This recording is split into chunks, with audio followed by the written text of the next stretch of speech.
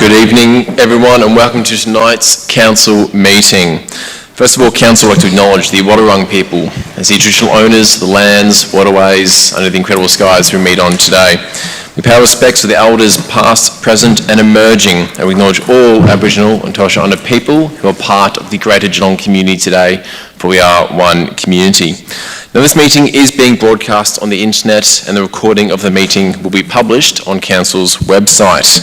Good evening, everyone. My name is Trent Sullivan, and as the Mayor of the Greater Geelong Council, I'll be chairing the October Council meeting tonight. I'd like to thank all the residents who've joined us in here at City Hall in the gallery, and I'd also like to welcome all those who are joining us online via the live stream. Now, a few things I want to mention. It's been a month since our last official council meeting, and there have been many events transpiring since. Firstly, on behalf of council, I want to express how shocked we are and horrified at the tragic fire in Corio recently. Our thoughts are with the family involved, and we are hoping that the two children in the hospital can make a full recovery. Council would also like to acknowledge the passing of the former Mayor and Councillor for South Barwon, Mr. Peter Ward. Peter made a large contribution to the civic and community life of Geelong during his 13 years on the council there, serving the community from 1978 to 1991. Our condolences are with Peter's family. We would also like to acknowledge and offer our support to our First Nations communities following the recent referendum outcome. As a signatory of the Uluru Statement of the Heart, the City of Greater Geelong will continue a shared journey with the community to ensure a respectful and safe space for all. If you would like to discuss further, please feel free to contact Laura Stirrup in the First Nations Experience Office. And on a global level, since October the 7th, we've been shocked by the violence and the loss of life in Israel and Palestine. What we're seeing and hearing from the region is truly horrifying, and our thoughts are with the civilians impacted by this deadly conflict. And our thoughts are also with the members of the Greater Geelong community who have family ties in the region. Moving on to a slightly more positive note. We are now truly into spring, and our events program in the season is in full swing. This week alone, we have two major council-led festivals going in around the city. Geelong Design Week, which celebrates the best of our UNESCO City of Design credentials, and Geelong Children's Week. There is a wide range of events and activities across both of these festivals, which are running through until Sunday. And with November approaching quickly, we're certainly counting down to the launch of our massive Christmas celebrations program.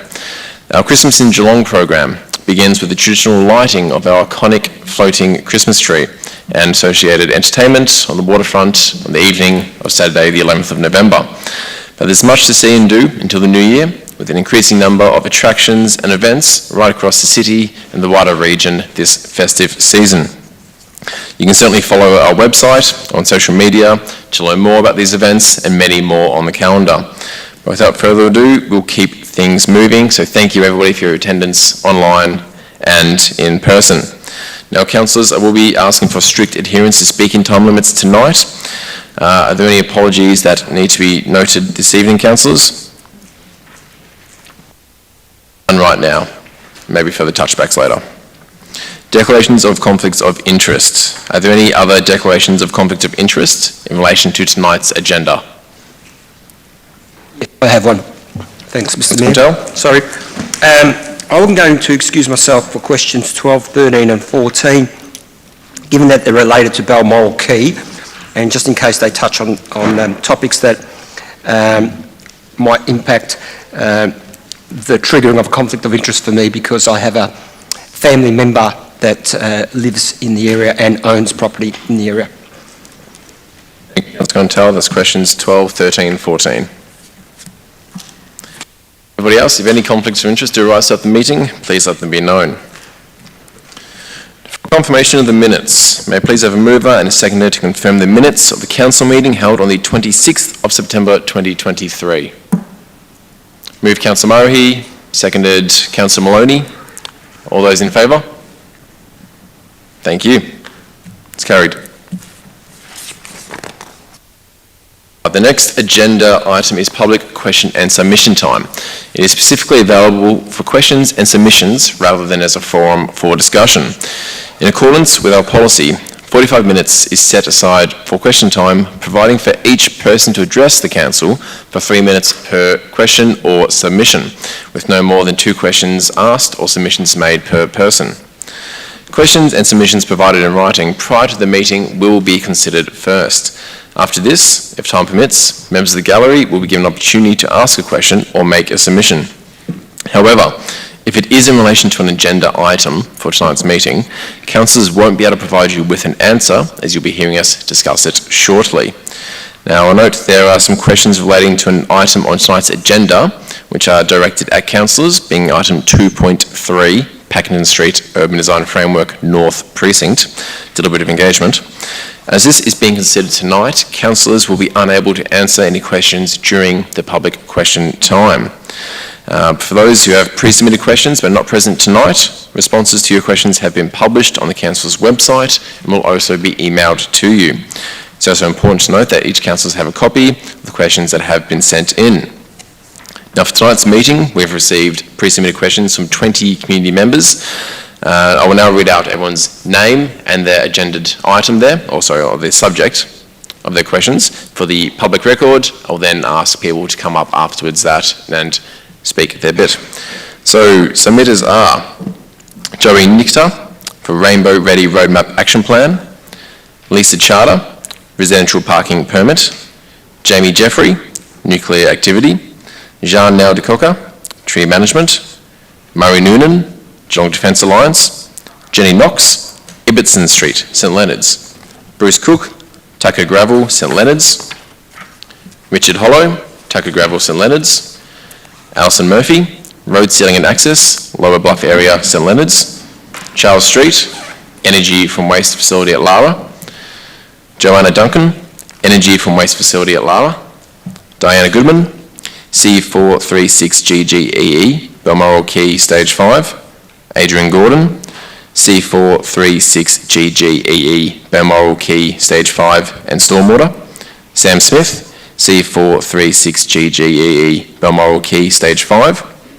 Julia Hannon-Smith, Car Parking Rippleside, Angela Mangan, Pakenham Street North UDF, Sally Kerner, Pakenham Street North UDF, Sharon Jones, Pakenham Street North UDF, Dr. Jane Mooney, Pakenham Street North UDF, Ingrid Flood, for Community Engagement, Pakenham Street South and North Urban Design Framework. Now please have a show of hands in the gallery whose names I've just read out. Excellent, good attendance, thank you. All right, I'll now go through the list in order that I've just read those out. Is Joey Nikta here? Joey here? All right. Lisa Charter, sorry, apologies. Okay, so yeah, when your questions come, take a seat here. Take your time to sit down. Once you wish your time to begin, say your name and your 3 minutes is yours. Thank you, Lisa. My name is Lisa Charter and my question involves parking in the street I live in. So I'll just read it out. I live in Roebuck Street and I pay extremely high rates to do so. I need my 2 permits allocated to me as a Roebuck Street resident. My house is part of the permitted side. The other side of the road is free parking halfway along. My understanding is that on occasion a family member of mine visiting may pop the second permit on their windscreen if staying longer than 3 hours or is not around to move their car. Maybe my elderly uncle and aunt too when visiting.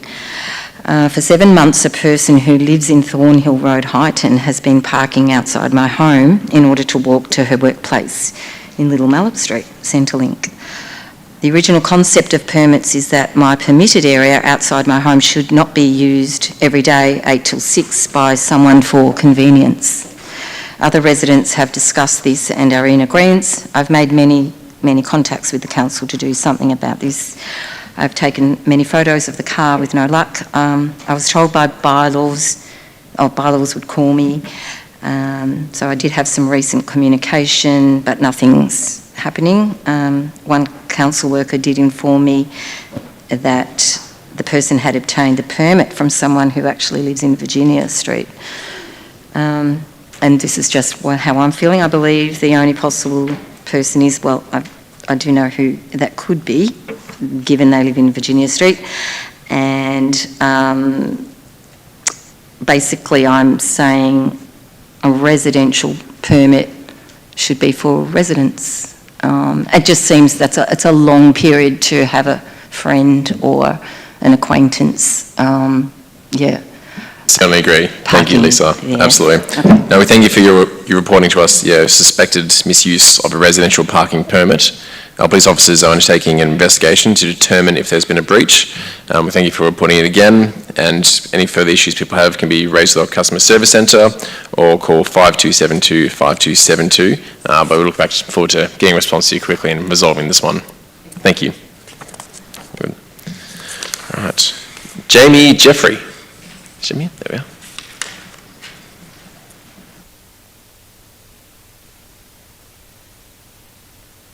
How are you, Jamie? I'm well, thank you. Excellent, thank I you. don't want to be muffled, so I'll just pull my mask down while I ask No my worries. question. If you just say your name, your time will be yours from then. My name's Jamie Jeffrey. I'm a member of a group called IPAN, Geelong and Vic Southwest. IPAN stands for Independent and Peaceful Australia Network. It's a national organisation that has state and regional branches and which advocates for peace and for Australia to develop an independent foreign policy. We in Geelong are becoming increasingly concerned about all the talk we are hearing in praise of all things nuclear. Buying and building nuclear-powered submarines, uranium mining restarting at the Honeywell mine near Broken Hill, the normalisation of militarism in our schools with programs such as the Nuclear-Powered Submarine Propulsion Challenge, that Australia should develop its own nuclear power industry, that Australia is the ideal country for an international nuclear waste dump, and that Australia will allow US vessels and aircraft, which may or may not be nuclear armed, to rotate through Australia. Back in the 1980s, Victoria became a nuclear-free state. One of our members, who has been living in Geelong since before that time, thinks that Geelong Council passed some sort of nuclear-free Geelong motion. I have two questions about this. Firstly, can Council confirm that it did pass some sort of nuclear-free Geelong motion? And secondly, what is Council's current position on allowing nuclear activity within the boundaries of the City of Greater Geelong, i.e. radioactive waste being buried in or transported through the city, on the development of a nuclear power industry within the city, and on allowing nuclear-powered and potentially nuclear-armed vessels to dock at the Port of Geelong or Point Henry, and potentially nuclear-armed aircraft to land at Avalon? Thank you, Mrs. Jamie, and for your passionate advocacy. So the City of Greater Geelong Council has not formally passed any motions. Everyone's welcome to stay sitting while I do answer the questions if they'd like to. It's no stress. Or you can welcome sitting, wherever you find more comfortable. But we've not formally passed any motions relating to nuclear activity. For context, under the Environmental Protection and Biodiversity Conservation Act of 1999, development or activities related to nuclear actions, including everything you've read out there, do require approval from the Australian Government Minister for Environment and Heritage. As it sits outside Council's control and remit of influence, it's not been considered appropriate for Council to develop a formal position on this. That's in relation to question one. But for question two, it's very similar. Developmental activities are dictated by the federal Australian Government, and as such we do not have a formal position on the activity of docking boats, ships, bearing of waste or anything as yet, as we've not had to face it. Thank you. Mr. Deputy Mayor? Did we actually go back to 1992 and had a look, like we thoroughly looked? Because 93, yes. in 2017, a Barwon Heads resident actually won the Nobel Peace Prize, which is the first time ever in Australia. And I thought the council did do something in recognition because he had made approaches to the council. But if maybe it was, we were looking for something that said a nuclear-free site, but because of that action from that Barwon Heads individual winning the prize, whether it was just discussion, it never ended up being a motion, but the council certainly was very proud of the time of that international recognition of the Barwon Heads resident, and the council has spoken about the issue previously, and in fact pre-amalgamation councils, most of them did have a nuclear-free position and policy. Yeah. Indeed, no, we do recognise and are proud of our local Nobel Prize winner who was part of that team that did that incredible work. There have been conversations and activities between the council and the individual and the programs they've run since. However, we haven't actually, since the City Grade Geelong was formed in 1993, we don't believe an official position has come through the council chamber itself. I cannot speak for the councils and shires before that made up the amalgamation, but not since 1993. But it's good to have that all in context. Thank you. John. Thought I saw you down there, didn't I? Jean Neldecoka. There you are.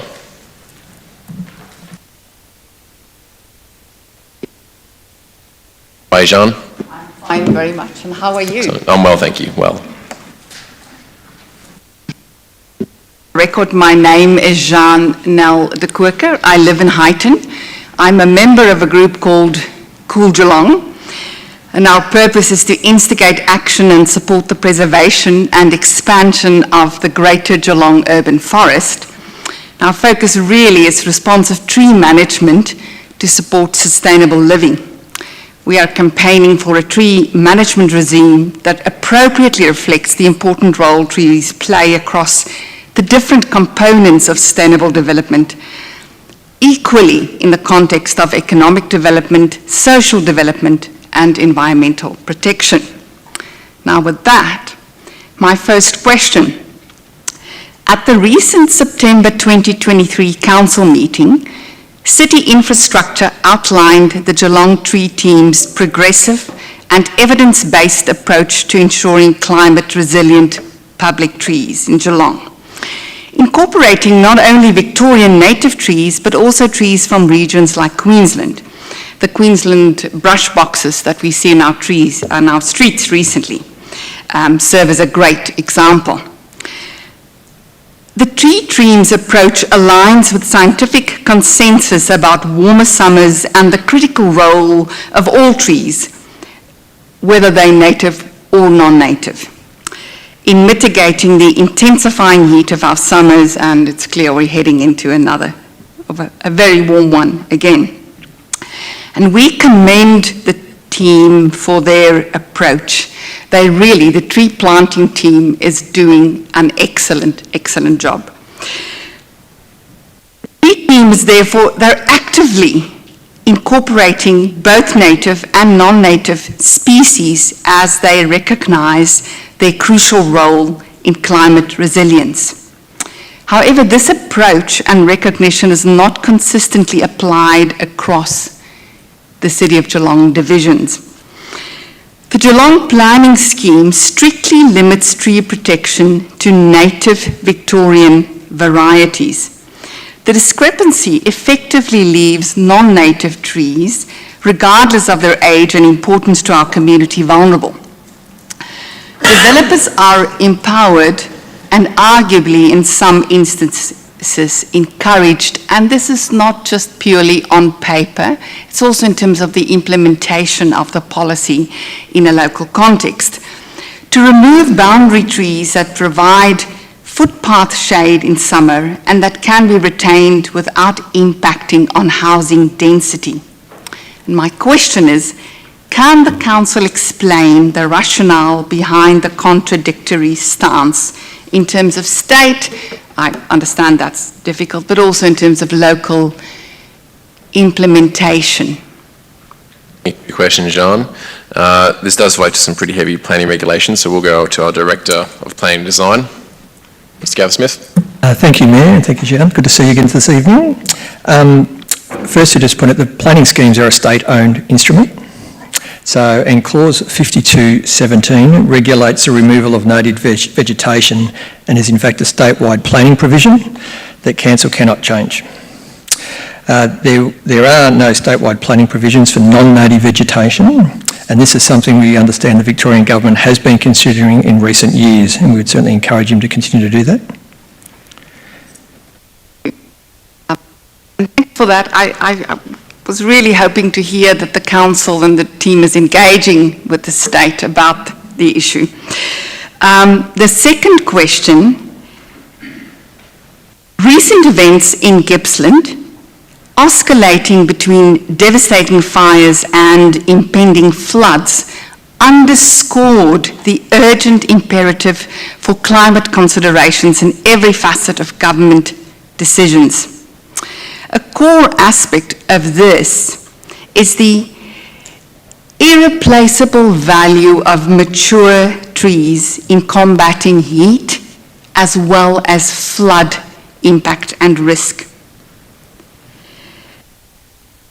In July 2022, the Council made a firm commitment tasking the COG CEO with delivering a report on tree protection on private lands, and the deadline was 30 June 2023. To the disappointment of concerned residents, this deadline passed. So did the August agenda and meeting. At that particular meeting, City Planning and Design indicated that the report would be tabled in October 2023. That is tonight. The report, however, is not listed on the agenda. Can the Council provide an unequivocal, and I've noted your response, but I really would like a definitive answer, an update on the report and its progress? I can answer that one for you, Jean. So the report has been completed and councillors have received a copy.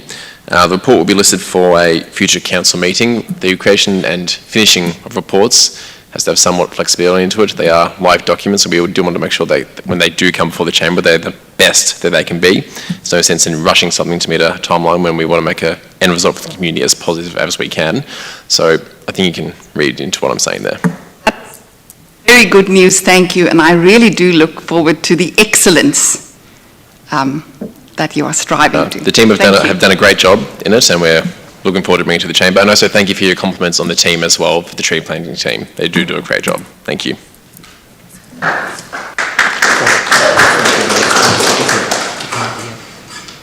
Right, Murray Noonan.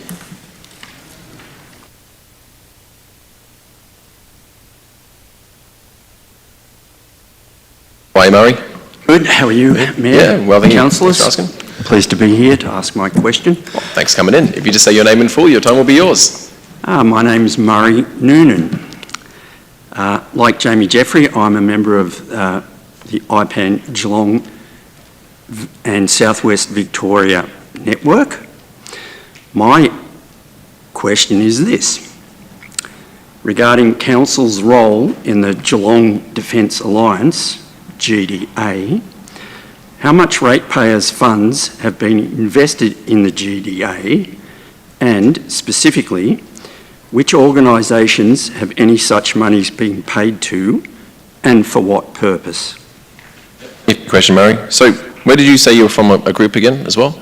IPAN. Okay, IPAN, yep, no worries at all. Excellent. All right, so thanks for the question, Murray. So the Geelong Defence Alliance is an informal collection of local organisations that includes the City of Greater Geelong, which was started to support local manufacturing opportunities within the broader national defence supply chain. So the GDA is currently inactive, and no ratepayer funds have been spent on GDA activities in the last 12 months or in this financial year either. The GDA does not provide funding to support individual defence-related businesses. Historically, its role was to ensure that Geelong had a unified approach to developing and supporting major defence industry opportunities that could benefit local manufacturers and defence-related businesses. So it was about supporting the development of defence supply chain opportunities for our region by promoting local manufacturers, by promoting businesses and our region's industry and workforce capacities at major defence industry trade shows, the Avalon Air Show, Land Forces and the Pacific Show as well. Thank you. Thank you.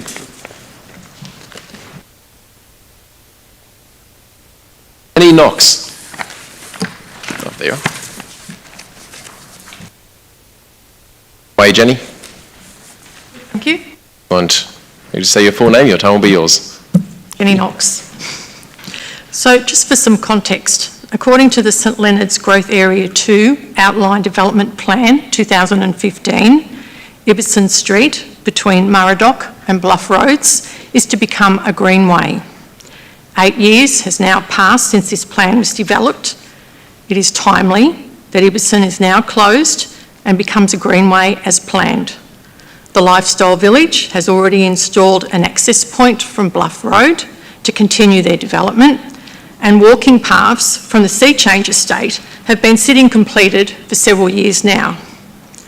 Given the significant tree loss and tree canopy in recent months adjacent to this site, and the importance of Ibbotson Street as a high conservation area and wildlife corridor to Ramsar-listed Swan Bay, it is timely for Ibbotson to be shut to traffic between Bluff and Murradock roads and its biodiversity enhanced.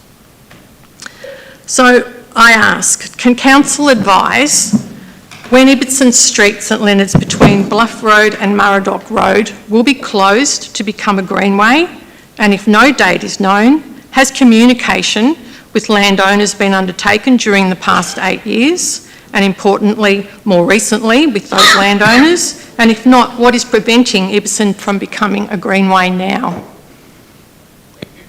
Jenny. I'll go to Director of Planning and Design for response. Thank you, Gareth. Thank you, Mayor, and thanks, Jenny, for asking the question as well. Firstly, I sincerely apologise. We should have got back to you earlier as well, so there has been a delay in court between departments, so I sincerely apologise for that. Look, as you're aware, Schedule 32 of the Development Plan Overlay and the Greater Geelong Planning Scheme requires a subdivision plan, as you mentioned, for St Leonard's Growth Area 2 and provides the discontinuation of Ibbotson Street between Murradock and Bluff Roads. The City note that this requirement has been met from the DPO. A project plan is underway and the timing of implementation will be considered part of City's prioritisation of the process, so it's not ready to be activated from council resources perspective. The timing of the delivery will depend on how this project is prioritised over the next few months in relation to other existing scheduled works planned across the municipality, and officers will update you on the timeframes, and a committee will get back to you on that as we confirm up later this year. My second question is there any reason why maintenance and planning, so you've partially planning for future planting to enhance this high conservation area and important wildlife corridor, such as spraying of weeds, which could already be undertaken? And I would ask that engage with the local Indigenous nursery in either seed collection or plant propagation for planting along this wildlife corridor. So is there any reason why that can't commence some pre-planning for the closure? I would take it on notice about what could be happening yet, because I'm not have to look at the opportunity for the site and any impact that would have. Certainly the questions regarding the maintenance, so the city does have a roadside vegetation, a road management plan guidelines, so it's maintained currently in accordance with that. Right across the municipality it's consistent, but we'd have to take it on notice about your request if works could start in the short term. And again, we're happy to come back to you about offline if you wish to have a discussion around that. Okay, thank you. Appreciate you raising it though. Thank you very much, Jenny. Bruce? Hi, Bruce. How are you? Well, thank you. Councillors, Bruce Cook is my name. At the last council meeting on the 26th of September, the council, in response to a question I submitted related to whether the council, either by themselves or received from the supplier of the Tuckle gravel, independent testing from an ARTA registered testing authority to verify that dust generated from the new gravel will not have any detrimental effect on the health of people living in the Lower Bluff area or others that may visit the Lower Bluff area of St Leonard's. The council stated that there is no specific testing required for gravel material used in roads to determine the risk to public health. My question is, does the council not believe they have an obligation to ensure that any materials they expose ratepayers to is safe, does not have any detrimental effect on health of people, and is not a risk to public health? Thank you, Bruce. We'll go to the Acting Director of City Infrastructure response, please. Mr Mayor, and thank you, Bruce, for your question.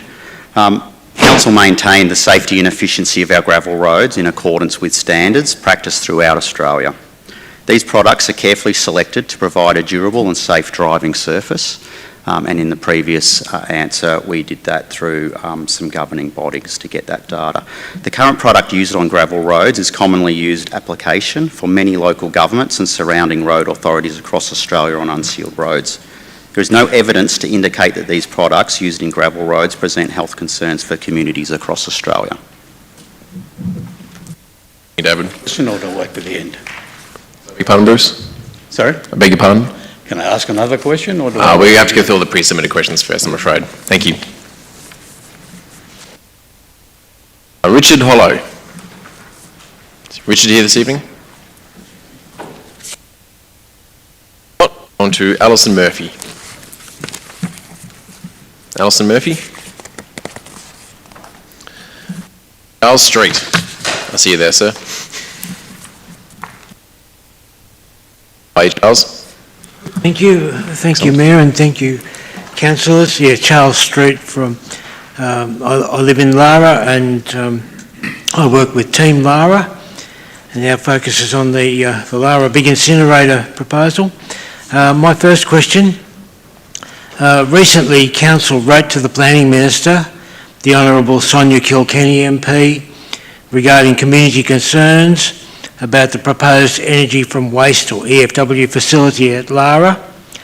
As a referral authority, we consider it appropriate the Council communicates those concerns to the Planning Minister. Thank you. We note that local member, the Honourable Ella George MP, has also forwarded Council's letter to the Planning Minister. This action is also appropriate in our view. Has Council received any response from Government? If so, would it be possible to have a copy of the response or responses made public, please? Question there, Charles. So thank you for your question, and I know your second one following up as well. But so far, no response has been received by the City from the Minister at this point in time. Thank you. My second question then? Please. Yes, thank you. In a trial which ended the 30th of June 2023, willing Lara residents were able to dispose of their food waste into small orange-topped wheelie bins. The residents we spoke to were pleased to do this. The trial was significant in that it could point to a more environmentally responsible options for disposal of organic wastes than incineration mixed with general garbage. Now that the trial has ended, is there a report on the outcomes? If so, may we have a copy of the report, please? And what follow-up actions is Council taking in relation to that trial, please? And thank you for your question, Charles. I'm happy to take that one. And I'd also like to thank you for your question and thank all the residents who did participate in the Lara food waste trial. So whilst there is no formal report for distribution, I can advise that the trial was initially designed for the 12 months that was undertaken, and the food waste trial commenced from the 5th of November 2021 and was extended to run for 21 months through to 30th of June 2023. Now, diverting food waste from landfill is an important priority for the Council to reduce our waste footprint. However, since the trial was designed, there have been legislative changes that affect how we can do this. So under the new Victorian Government legislation, all councils must move to a standard 4-bin system.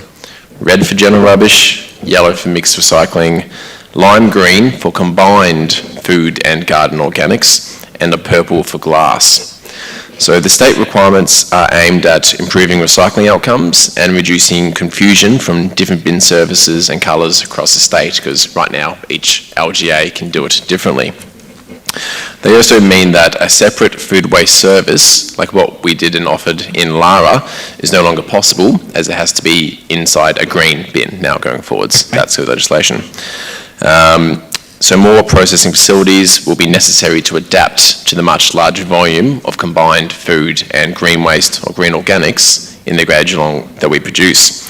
So Geelong's garden bins will be switched to a combined lime, green, food and organic service by 2030.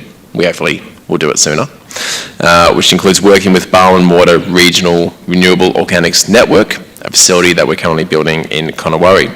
In the meantime, you can compost your food waste at home, as many people do, through the city's subsidised home compost program, or put it in the red rubbish bin as minimal amounts as possible. Hope that made sense, Charles. Right, thank you very much for that answer. Thank you. And now we'll go to Deputy Mayor, who's a ward councillor. Just before you go, this is actually really disappointing for the council, what's actually happened with this one. It's actually really disappointing what's happened. We actually did make a clear strategy in Geelong to actually have green waste turned into mulch, and in fact it's nationally and regionally known as incredibly successful. And unfortunately, the state government's intervention with the new curbside policy means that food scraps go into that green waste bin, and in fact the trial that we did was so that we could actually start our own food organics solutions. And because of that state intervention, it actually stopped where we were heading, and the outcomes from the study have really have given us confidence that the community wishes to participate more in removal of products from just curbside collection. And it also gave us data about what scraps families do have, because the evidence was there in Lara about what a different family produces and different residents at different site locations. So the data still has some value, but the disappointment for the city is that our strategy was significantly different to what has now been imposed on all local governments across Victoria. Our challenge now in Geelong is to make sure that we don't lose that significant investment. We have to actually change our green compost facility in Anakie to be successful going forward, and the officers are still committed to actually look for options that take into consideration what we've actually learned and what we've been very good at over the last 5 to 6 years in Geelong. But it is extremely disappointing that we've had legislation and state regulation imposed on us that we couldn't continue our own solutions, which is what the Lara study was actually contributing towards. Yeah. Indeed. Thank you, Deputy Mayor. Thank you, Charles. Thank you very much. Thank you. Joanna Duncan. How are you, Joanna? Thank you. Excellent. We see your name, your time will be yours. Joanna Duncan, I'm talking about the waste incinerator at Lara. Jacobs Australia submitted works approval application and documents on behalf of Prospect Hill International. The aim was to consider the potential statutory flora and fauna issues associated with the site proposed at 162 to 200 McManus Road, Lara. A desktop audit was conducted with a brief site visit on the 29th of May 2020. The conclusion was that the site was highly disturbed and modified through recent works involving the clearing and levelling of the site and removal of vegetation present. The threatened species of fauna and flora were unlikely due to this disturbance of land. My question to Council is, why did the clearing occur before the assessments took place? Yeah, thank you very much, Joanna. So, as part of the proposal, the City acknowledges that Jacobs Australia are the permit applicant and that the Minister for Planning is responsible authority for determining the planning action. Based on this, any information provided with the application, including why clearing occurred prior to the assessments, are best directed to the Minister for Planning. We've not been involved in this process about that to date. But we appreciate your question. Thank you. But Councillor can tell you declared a conflict for questions 12 onwards.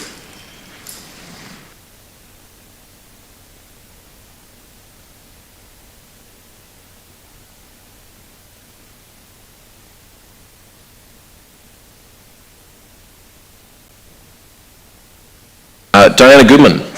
Is Diana here?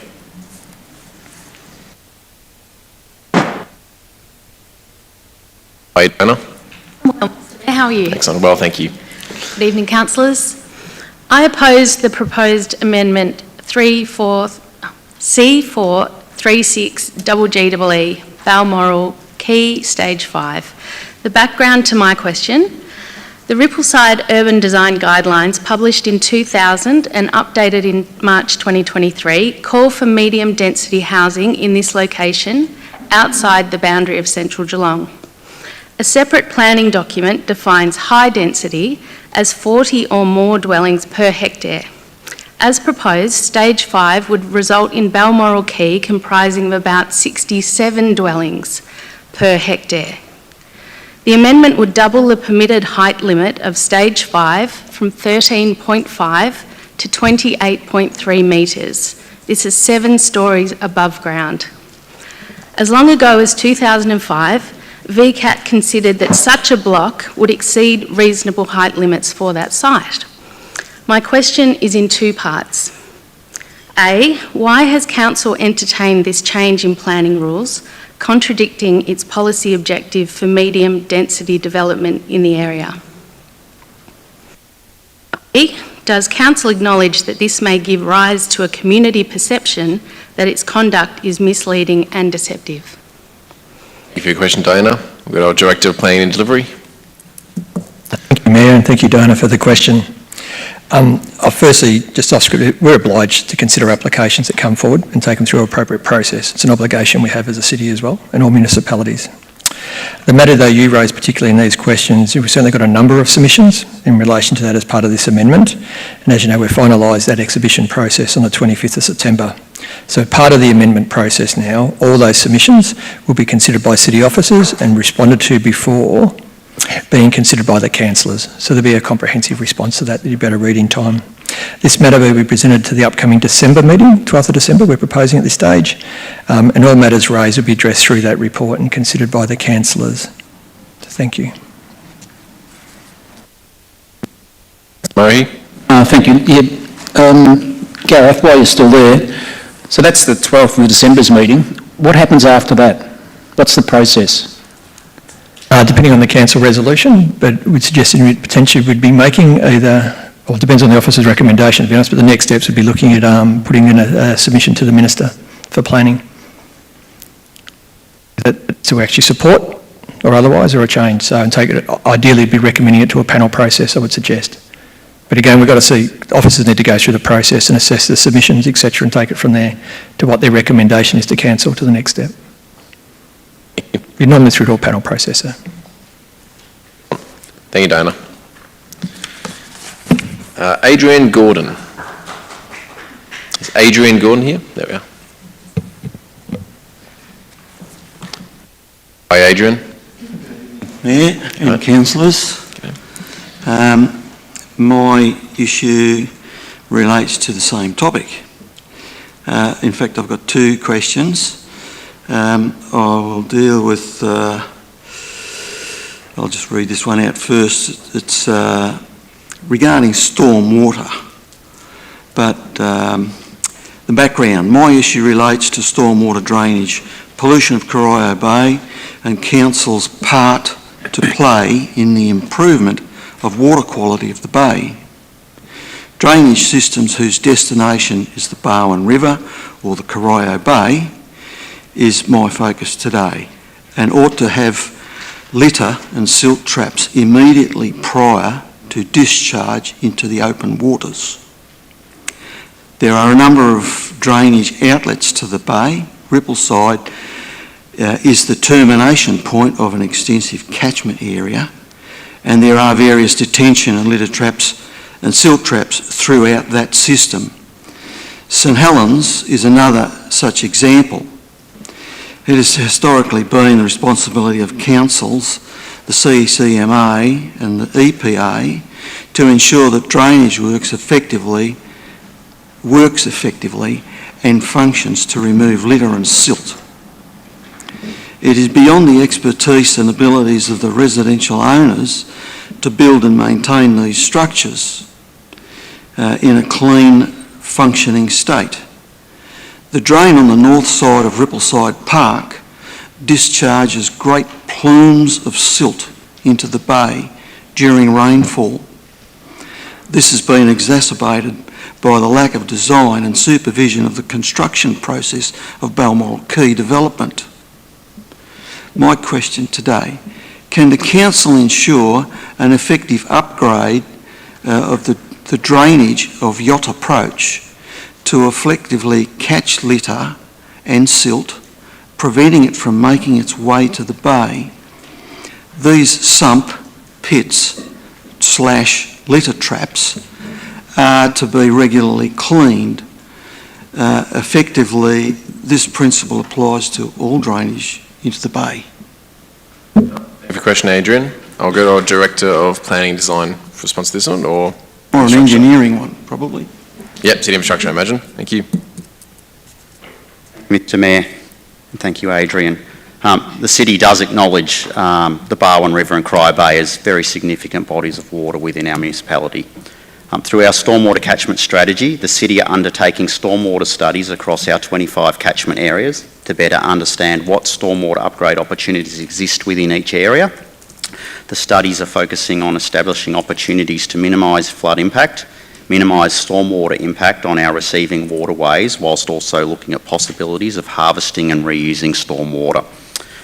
All projects identified for construction under the stormwater catchment strategy, including stormwater treatment, upstream or at outfalls, will be considered as part of a cost-benefit priority strategy moving forward.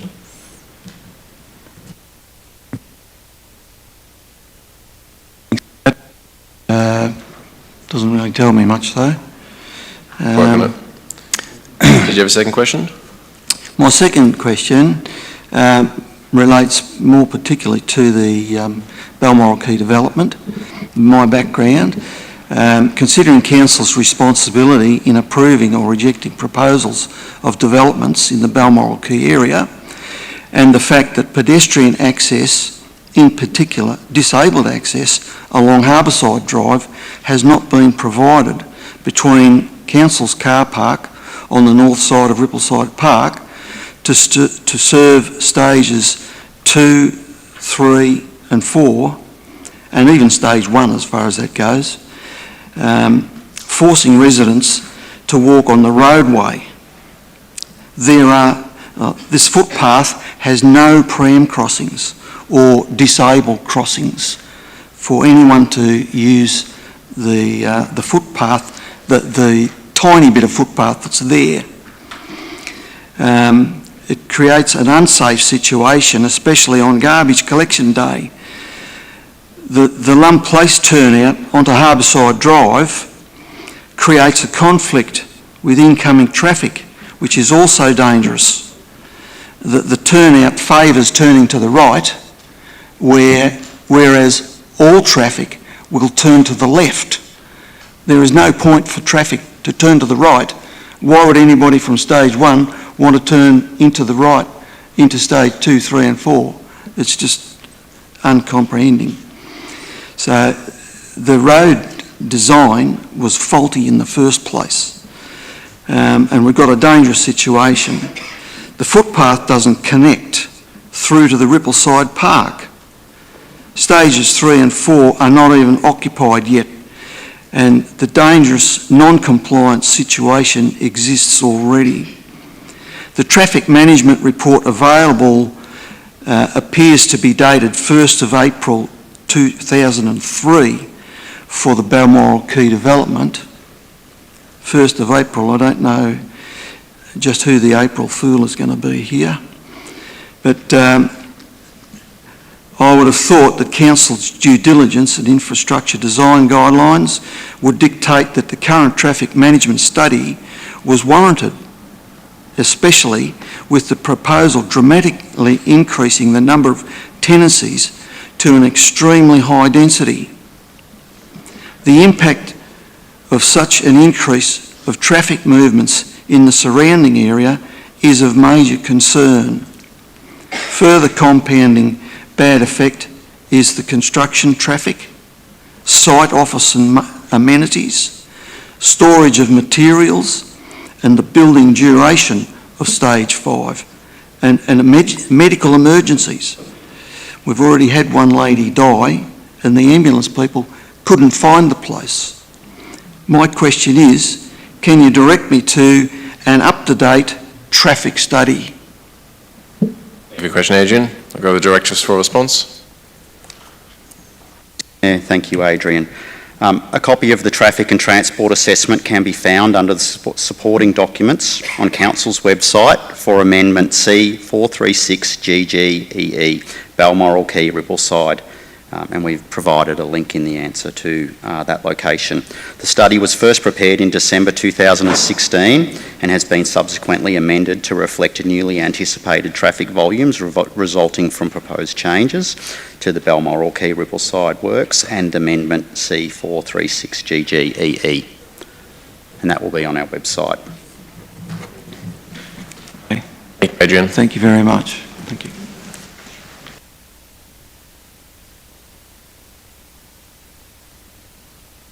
Is Sam Smith here today? Here we are.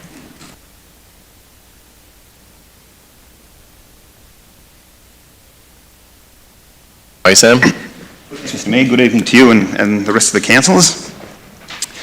My name's Sam Smith and I'm a member of the Rippleside community.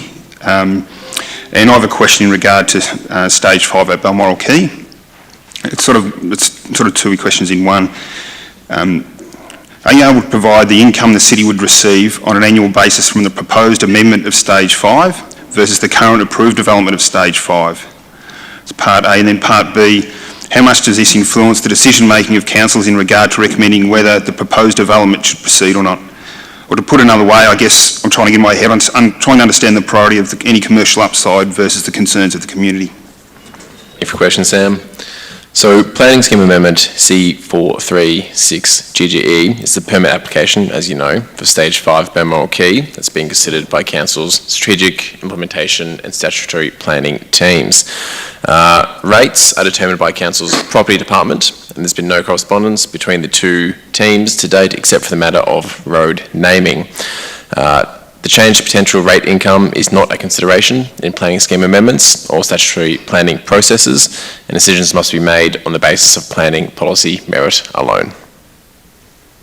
So you don't take into that's no consideration? I have no idea what the rating incomes of either ones would be. They're not calculated prior. Yeah, because the current approved development ticks the box of medium density, and the proposed is high density. So that's, forgive me for where my head was going. I'm thinking, if it already ticks the box, why do we need to? I understand, and people would often talk to us about they think a planning application means more available income, but when it costs the increase of cost of infrastructure and service delivery, more houses is not simply an economic boon for council's coffers. Okay, yeah, cool, that's fine. Yeah, that's all. Thank you. Yes, cool. Thank you for your time, Sam.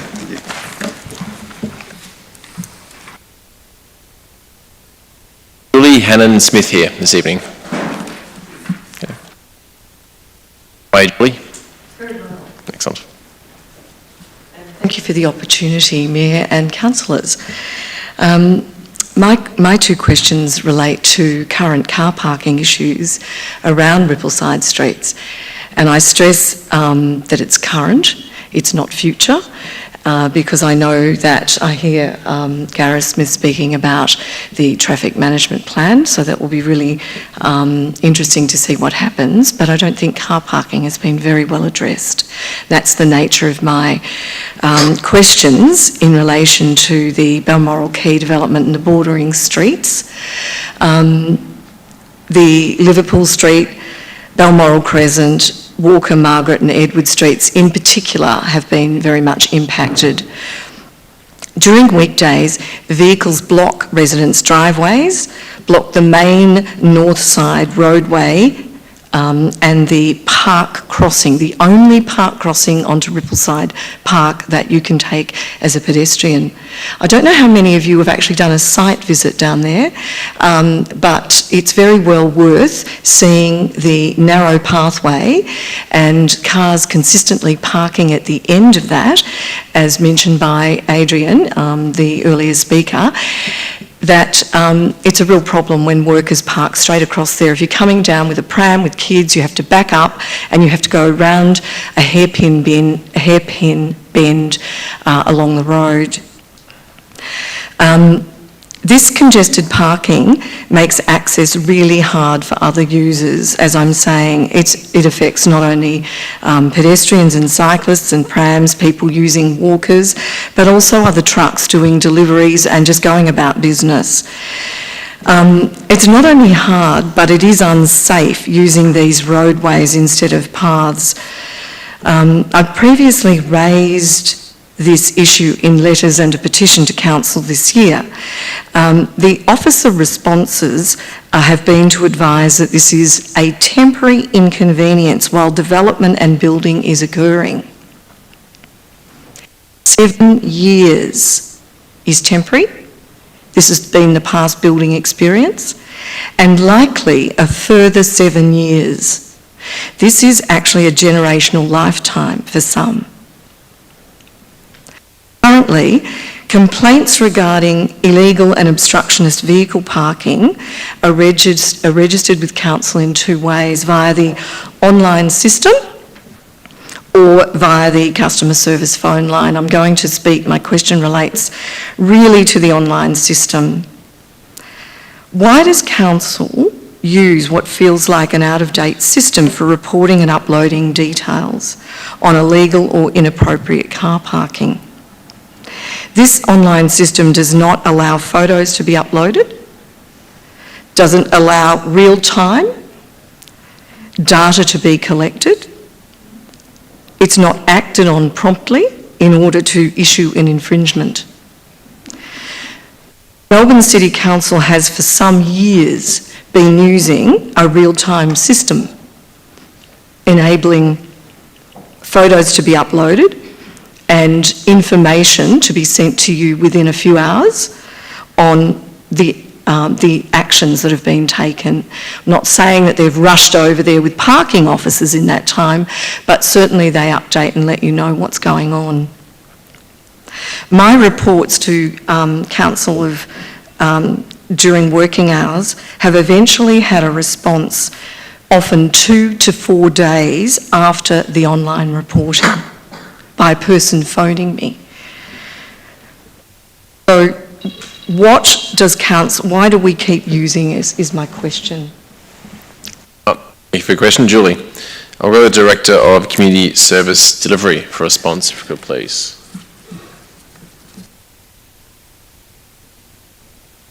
Thank you, Mayor Sullivan, and thank you for the questions, Julie. We are aware of an inconsistent user experience when uploading photos, and will commence an investigation into any short-term opportunities to improve this for customers.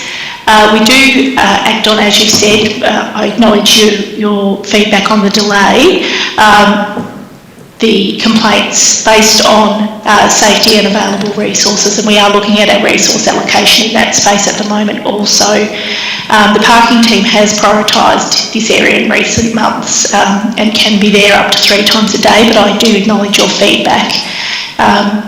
And the City has committed to investing in and providing a better customer experience, and various solutions are currently in development, including a new website so customers can connect with us more easily for all of the everyday services such as parking. So thank you for your question. Okay, my second question, you've partly answered that, because I have concerns that using an inadequate system does deter people from reporting issues and will cause them to deflect it to other agencies such as police, who I'm sure have much better things to deal with, or people will take it into their own hands, and I'm really concerned about the safety of people arguing with someone, a worker, or going down and finding a worker to move a vehicle so they can get out of their house. So my second question was, what stops Council from investing in a system to encourage timely reporting that impacts our safety and welfare of community? Is there anything you want to add, sorry, to that? Yep.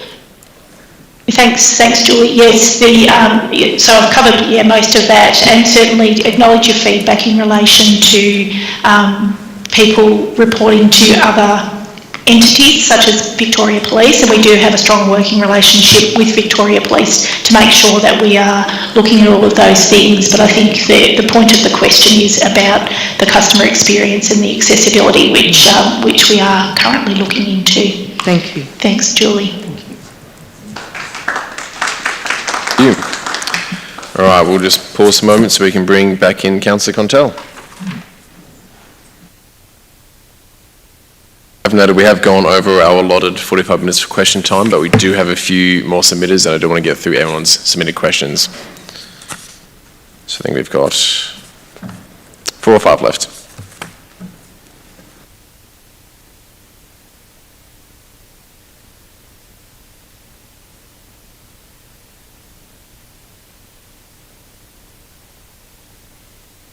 Meantime, Angela Mangan, you here? Angela, we'll just bring you forwards, please, while we're waiting for Councillor Contell to rejoin.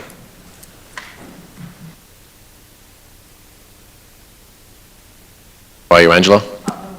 Excellent. Yeah, well, thank you. Well. Dilly, more than welcome to get straight into it if you like. Right? Yep, please, yeah. Go ahead. I'm Angela Mangan, a resident of Geelong West in the Packington Street North UDF precinct. Given councillors will be voting on whether to proceed with the co-design process for the Packington North UDF design framework, I have a question for which I seek an answer. Just by way of background, the co-design concept arose as a commendable response by the City of Greater Geelong to remedy the acknowledged inadequacy of previous rounds of engagement undertaken by the City, and for information purposes, further background information is available in a document that I submitted to the October 2022 Council meeting, which outlined what had transpired. My question concerns available traffic data. Will Council ensure that panellists for the proposed co-design process are provided with current and accurate traffic data? Earlier this year, representatives of the Help Safe Packington Street, a Geelong West community group, had 3 online meetings with Capire Consultants and on 2 occasions with the City's former Manager of Urban Design, Dr. Jonathan Daly. On each of these occasions, our group repeatedly expressed its concerns that the data to be provided to panellists in the co-design process was insufficient, out of date and inaccurate. Our expressed concerns were dismissed. Under the proposed co-design process, panellists are meant to be able to request expert advice and input.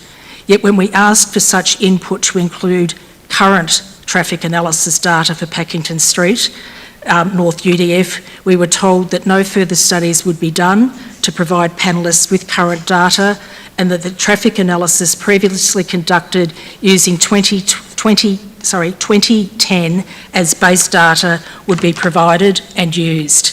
Our concerns about the reliability of 13-year-old traffic data were dismissed, and we were repeatedly told by Capire Consulting that they wanted to focus on discussing the process only and not to be distracted by the content. I believe that the quality of output of this important co-design process can only be as good as the quality of the input provided, and that accordingly that there should be a requirement that current data is provided and expert information specifically relating to Packington Street North is also provided, rather than the proposed generic information relating to traffic issues. So how will Council ensure that, when accepting the report from Capire Consulting, the participants in the co-design process remain fully informed with appropriate and accurate data in order to make the best possible recommendations to Council? I ask that councillors please factor in these issues when voting tonight. Thank you, Angela.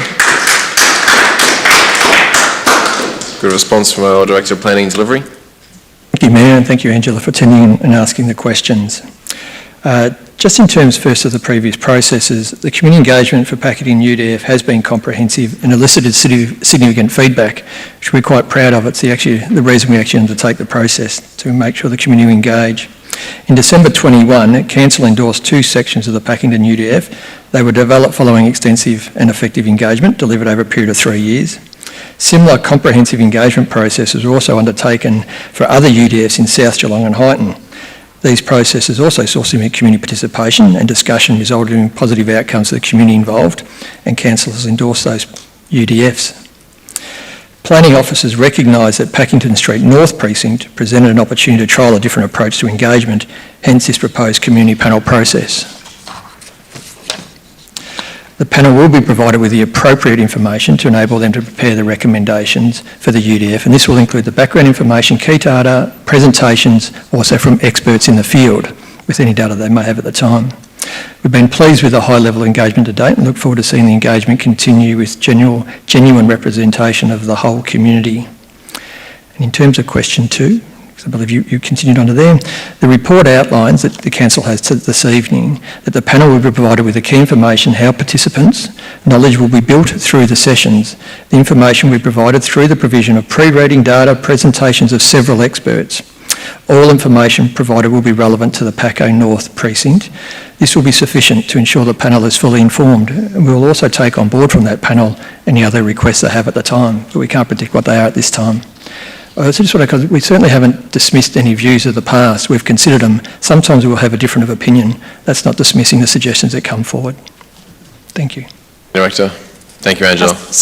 We'll ask one more thing. I'm afraid I know it's not really a back and forwards debate forum, but I appreciate your concerns. Thank you. Sally Kerner.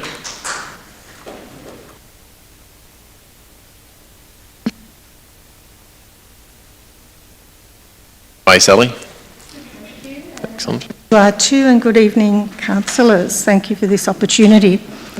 I am a resident of Geelong West in the Packington Street North UDF area. As councillors will be voting on whether to go ahead with the co-design process for Packington North UDF, I have a question for which I request an answer. How will Council ensure the composition of the proposed co-design panel reflects the demographics of Geelong West? This is an important consideration for Council in the event not enough residents apply to be on the panel due to the significant time commitment required of them, and as a consequence, the panel fails to represent the Geelong West demographics as outlined by Capaya Consulting.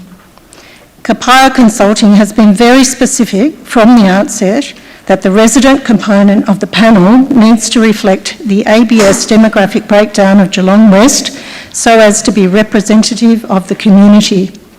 It is very likely Capaya's aim will not be met due to the requirement that people volunteer to participate in 5 panel sessions.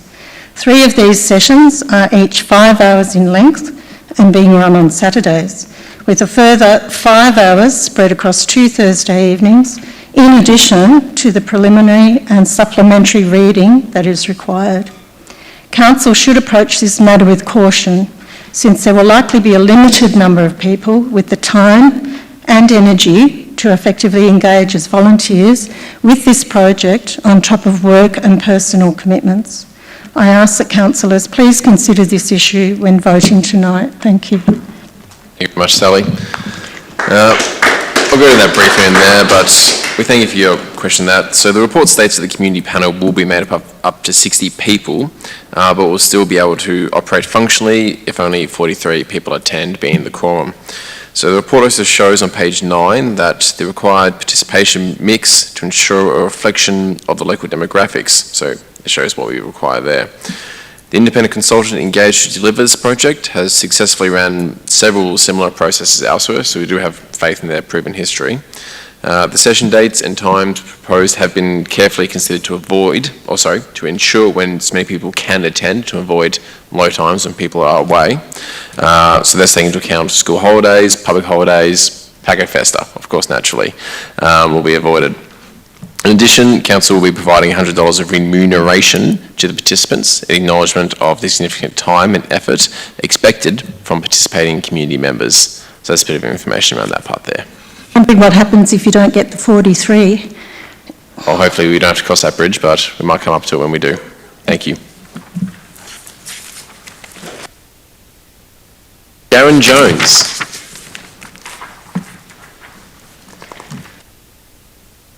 Hi, Sharon. I'm actually Jane Mooney. Sharon was unable to attend tonight and she's requested that I read her questions out. It's got that in the preamble, so you're sorted. Excellent, thank you very much.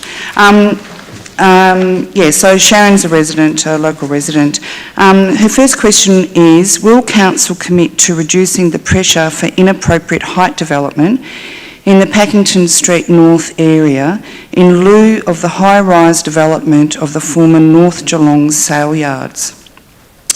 With the co-design process to be voted on, I remind councillors that at last year's September council meeting, Councillor Aitken very persuasively argued that urban design frameworks, UDFs, in existing residential suburbs have become dirty words in Geelong, that the sale yards precinct was better suited to, and so should become, the high-density living part of Geelong, and that allowing increased building heights at the sale yards was further justified, as this would take the development and height pressures off other nearby existing residential suburbs, with Packington Street North specifically referred to. These sentiments were also echoed by Councillor Nelson. This argument was successful, with councillors voting to approve increased building heights at the former North Geelong sales yards site. The concerned residents of Geelong West hold council to that expressed commitment and request that council reaffirm its commitment to take the pressure off inappropriate development in Packington Street and no longer pursue inappropriate high-rise development within this part of our community. I can answer question number one for you there, if you like.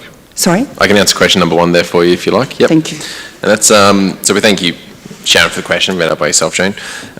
Council cannot make commitments that may influence the community panel's recommendation when they give it back to us. So the community panel will provide the recommendation to the UDF, including the built form and potential heights, noting that existing state and local policy remains relevant as well. So that's just a short answer on that one. Right, okay. So, sorry, I'm not sure I understand the answer. So you're saying because it's going to a community panel, that council can't... Our decision will always be influenced on the factor of the community panel. So I can't give you a commitment before we have the community's voice on that. I see. Yes, okay, but it doesn't mean that you will disregard previous council discussions about... We won't be disregarding anything previously, no. Right, okay. All right, thanks very much. Sharon's second question also relates to the PACO UDF co-design process. Will council please make an addition to the CAPI document before the co-design process is voted on tonight to include that panellists are to be provided with a fully guided walking tour of the PACO North UDF precinct, including the residential side streets running off PACO. This was something that had been agreed to verbally by CAPI Consulting during meetings they held with members of Help Save PACO Group, that a fully guided walking tour would occur and would be highly valuable for panellists to actually see the area that they would then be discussing during the process. But this has not been included or referred to in the final CAPI document that was attached to the agenda for tonight's meeting. This needs to be amended to accurately reflect and honour the agreement that was made. So I certainly understand what Sharon is requesting there. So as you recognise, right now at this moment, walking tour is not included in the program, as it was assumed that all panellists will be familiar with the location and the ins and outs of PACO. The panel are able to undertake their own walking tour outside the sessions, or look at specific aspects of the street during the panel sessions. However, there is some flexibility that has been identified to enable this, and if the panel seek to make changes to the process, that can be considered to include a guided walking tour, as Capri have already agreed to this as well. So there is capacity to change this to implement it. Being myself, so Dr. Jane Mooney. Before I start, you are the next one I was going to call up, so you might as well just stay still. Right. Thank you, Dr. Jane Before Mooney. I started my question, I just wanted to extend a warm welcome to our new CEO, Ms. Wasty. Hi. I reside in Packington Street North UDF precinct of Geelong West. And my question tonight is, how will council ensure the proposed co-design process for the Packington Street North UDF will represent the wishes of our community? At the October council meeting last year, Councillor Aitken our Deputy Mayor, said that urban design frameworks have become a dirty word in Geelong and that these UDFs should instead stand for unique design for local communities that should actually reflect what local communities desire, wish and want, and that councillors have a responsibility to reflect those concerns in their decisions. And I have to say, a lot of people attended that meeting. I think that was the Lara meeting, I remember it quite clearly, and it was a very impassioned speech that was had in the chamber, and a lot of people, particularly those members of Help Save Pakenham Street, thought that your observations of community concerns and thoughts about UDFs were spot on. I'd like to commend the City for trying to improve their community engagement undertaken in their development framework processes. Help Save Paco Street looked forward to being part of the City's new collaborative and independently facilitated approach aimed at creating a better outcome for Pakenham North. Dr Daly, the former Manager of Urban Design at COG, assuaged community concerns about inappropriate height limits in the previous Paco North UDF by offering a co-design panel process which would include community input. He promised a process that would start with a blank piece of paper, and I just wanted to put that on the record tonight because I'm very conscious that they were conversations, a number of conversations where those comments have been made by Dr Daly. I don't know if they've been reported anywhere else, particularly in the light of the fact that he has left that position. Unfortunately, nothing of the sort transpired. Representatives from Help Save Paco Street were initially informed that building heights fronting Pakenham Street in the northern area were negotiable. However, in an about-face, we were later told by Dr Daly that the most contentious part of Pakenham Street North, which is the section that backs onto the 4 streets which are in a heritage overlay precinct and running east of Pakenham Street from Wellington Street to Waterloo Street, were in fact not negotiable. That updated traffic data would not be provided and that no parking management plan would be provided as part of the co-design process. Our community group had entered into this process in good faith, and we really did, only to be dealt with a number of disappointments.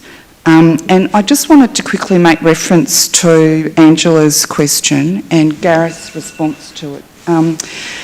Gareth, I think, said Angela's question was about the accuracy of available traffic information that would be provided to the co-panellists during the CAPI process, and noted that the traffic report is from 2010 from memory, and Gareth said that appropriate information would be provided to the panellists and that there would be traffic experts. However, I would like to point out, during our conversations with CAPI Consulting and Dr Daly about this point, Dr Daly himself told us that, of course, only generic information would be able to be provided and no specific traffic information would be able to be provided to panellists, because how could it unless the City was specifically engaging those traffic consultants to actually do some type of study.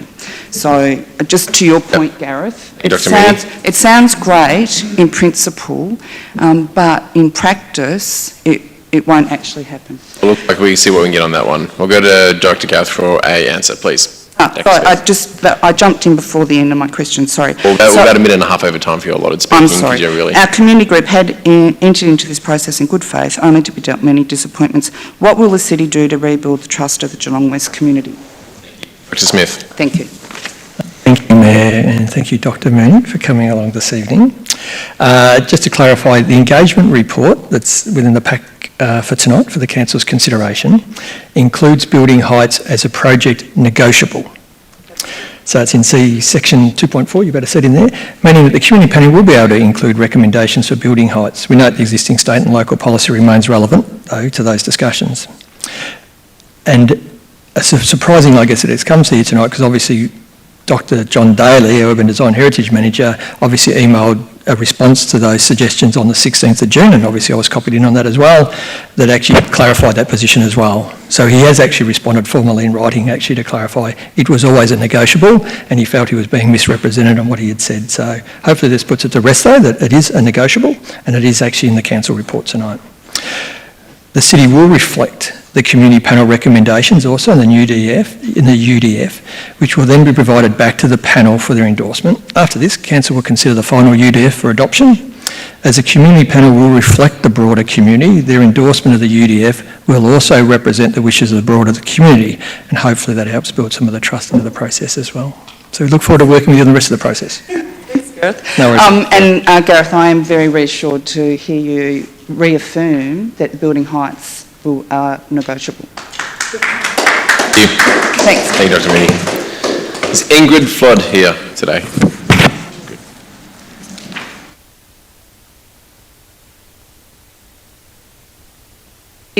Just reading for Ingrid. Thank you. City of Greater Geelong has a community engagement policy and community engagement officer. The responsible officer, manager of corporate affairs, quote, is responsible for advising the organisation about this policy, monitoring its implementation and assisting community members with questions about the policy. Has the City of Greater Geelong followed their own policy on community engagement and consultation? Has the Community Engagement Officer audited the community engagement process for the Packington Street South and North Urban Design Frameworks, which took place over a number of years and is ongoing with the co-design process hosted by Kapaya Consulting? You might say the co-design process is there due to a faulty community engagement process. Concerns were raised at a City of Greater Geelong Council meeting in Lara by a question from the public. The date was the 27th of September 2022. At the meeting, other members of the public described faulty community engagement processes regarding flooding in Lara and the Serendip Sanctuary. Thank you. For Ingrid's question, we'll go to Director Gav Smith. Thank you for the question tonight. Thank you, Mayor. Off script here, but a very quick answer. No audit has been undertaken. However, the Community Engagement Officer is part of the working group that's been involved in preparing this process, which is a consistent method for all their work. The City's Community Engagement Policy guides all of Council's engagement, planning and activities, including the Packington Street and Gordon Avenue Urban Design Framework. After the adoption of the Gordon Avenue and Heritage Core precincts in the UDF in 2021, and the Council supported further engagement for the Packington North precinct to clarify the intent of the proposed building controls. A round of community engagement on the draft Packington North UDF was undertaken in 22, but the draft, of course, did not garner sufficient support to proceed in the way presented. As a result, City officers working with the Community Engagement Unit proposed a deliberative engagement process which was accepted by the community and councillors. Now we will collaborate with the community using a fresh approach to the UDF to reach successful agreed outcomes. Reviewing the engagement approach was appropriate and consistent with our policy. Please also note that City work within the community engagement policy is reported on an annually to the community through an engagement impact report, and you can find this on our website. There's a link in the response to you as well. So thank you again for the question. Yes. As part of the Help Save Paco Street group, I'd just like to say we're really looking forward to some really authentic engagement, and we are grateful for the opportunity and just hope that we get some positive outcomes together. Likewise. Thank you very much. Thank you, everyone. All right, that concludes question time for this evening. Thank you again to all submitters for your questions, to councillors and to officers as well for your responses. I'll move into petitions and joint letters. Councillors, are there any petitions to be tabled? Thank you, Mayor, I do.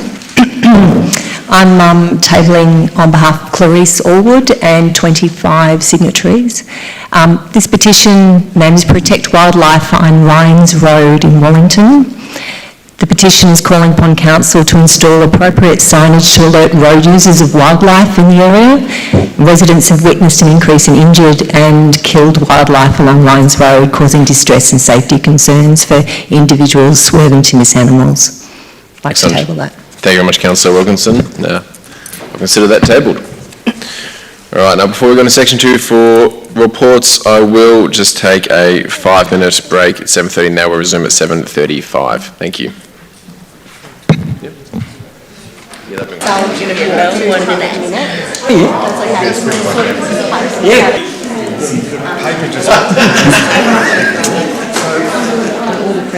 one what? No one made a read. They were there. Say anything, and you and I, we didn't even have to say anything, you and I. I know, it's What they would have done. That's exactly right. It takes the pressure off.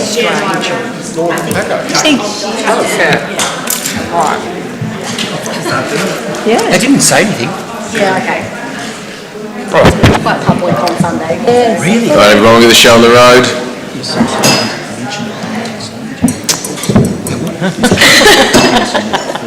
Oh, this isn't a wedding, thank you.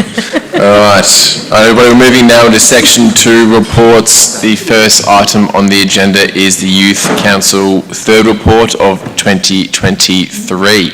I would like to acknowledge the council youth team and the youth councillors we have here in attendance as well. Thank you all for being here. For that, I would like to invite up Youth Junior Mayor, Deputy Mayor, Alina Eftikari to come and make the presentation.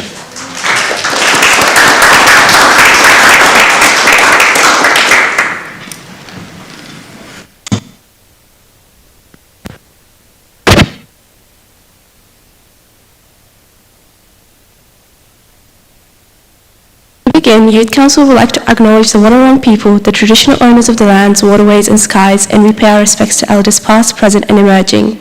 We would like to also acknowledge all Aboriginal and Torres Strait Islander people here present and watching tonight's meeting online. Good evening, Mayor Sullivan, Greater Geelong councillors, our new CEO Ali Wasty and directors, Geelong Youth Council representatives and community members here tonight. Tonight, I will provide Council with our input and advice on matters we believe are important to young people in Geelong.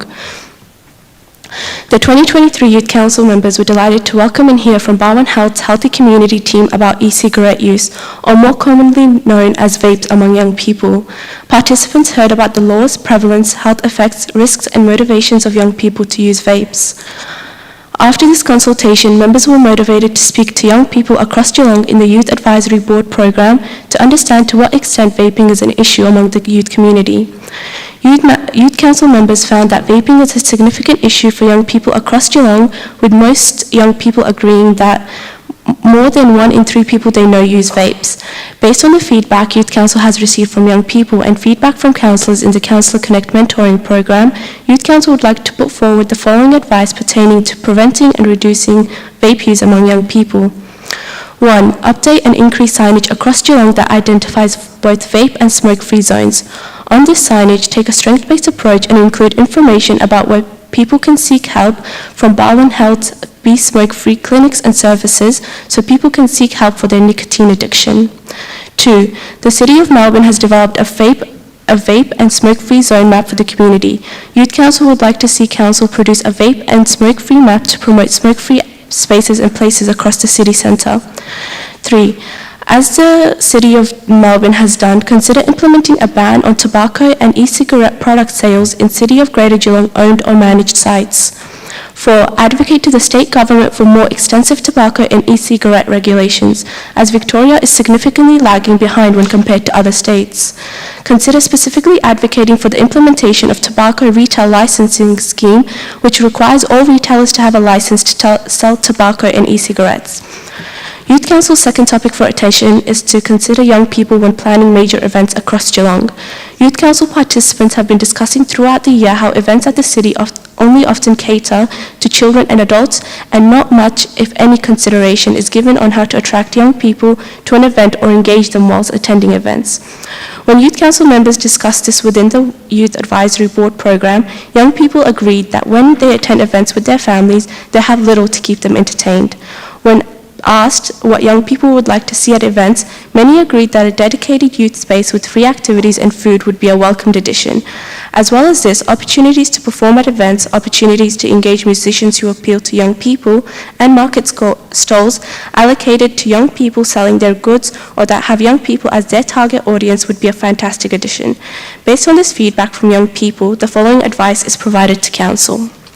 1. Develop a council policy that ensures young people are considered as a key demographic to attract and attend at events across the city, similar to the city's prevention of single-use plastics policy, which effectively guides staff in reducing their impact on waste by restricting the use of single-use plastics at events across Geelong.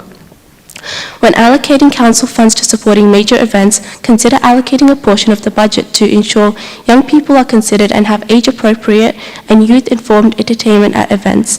Thank you for listening and good night.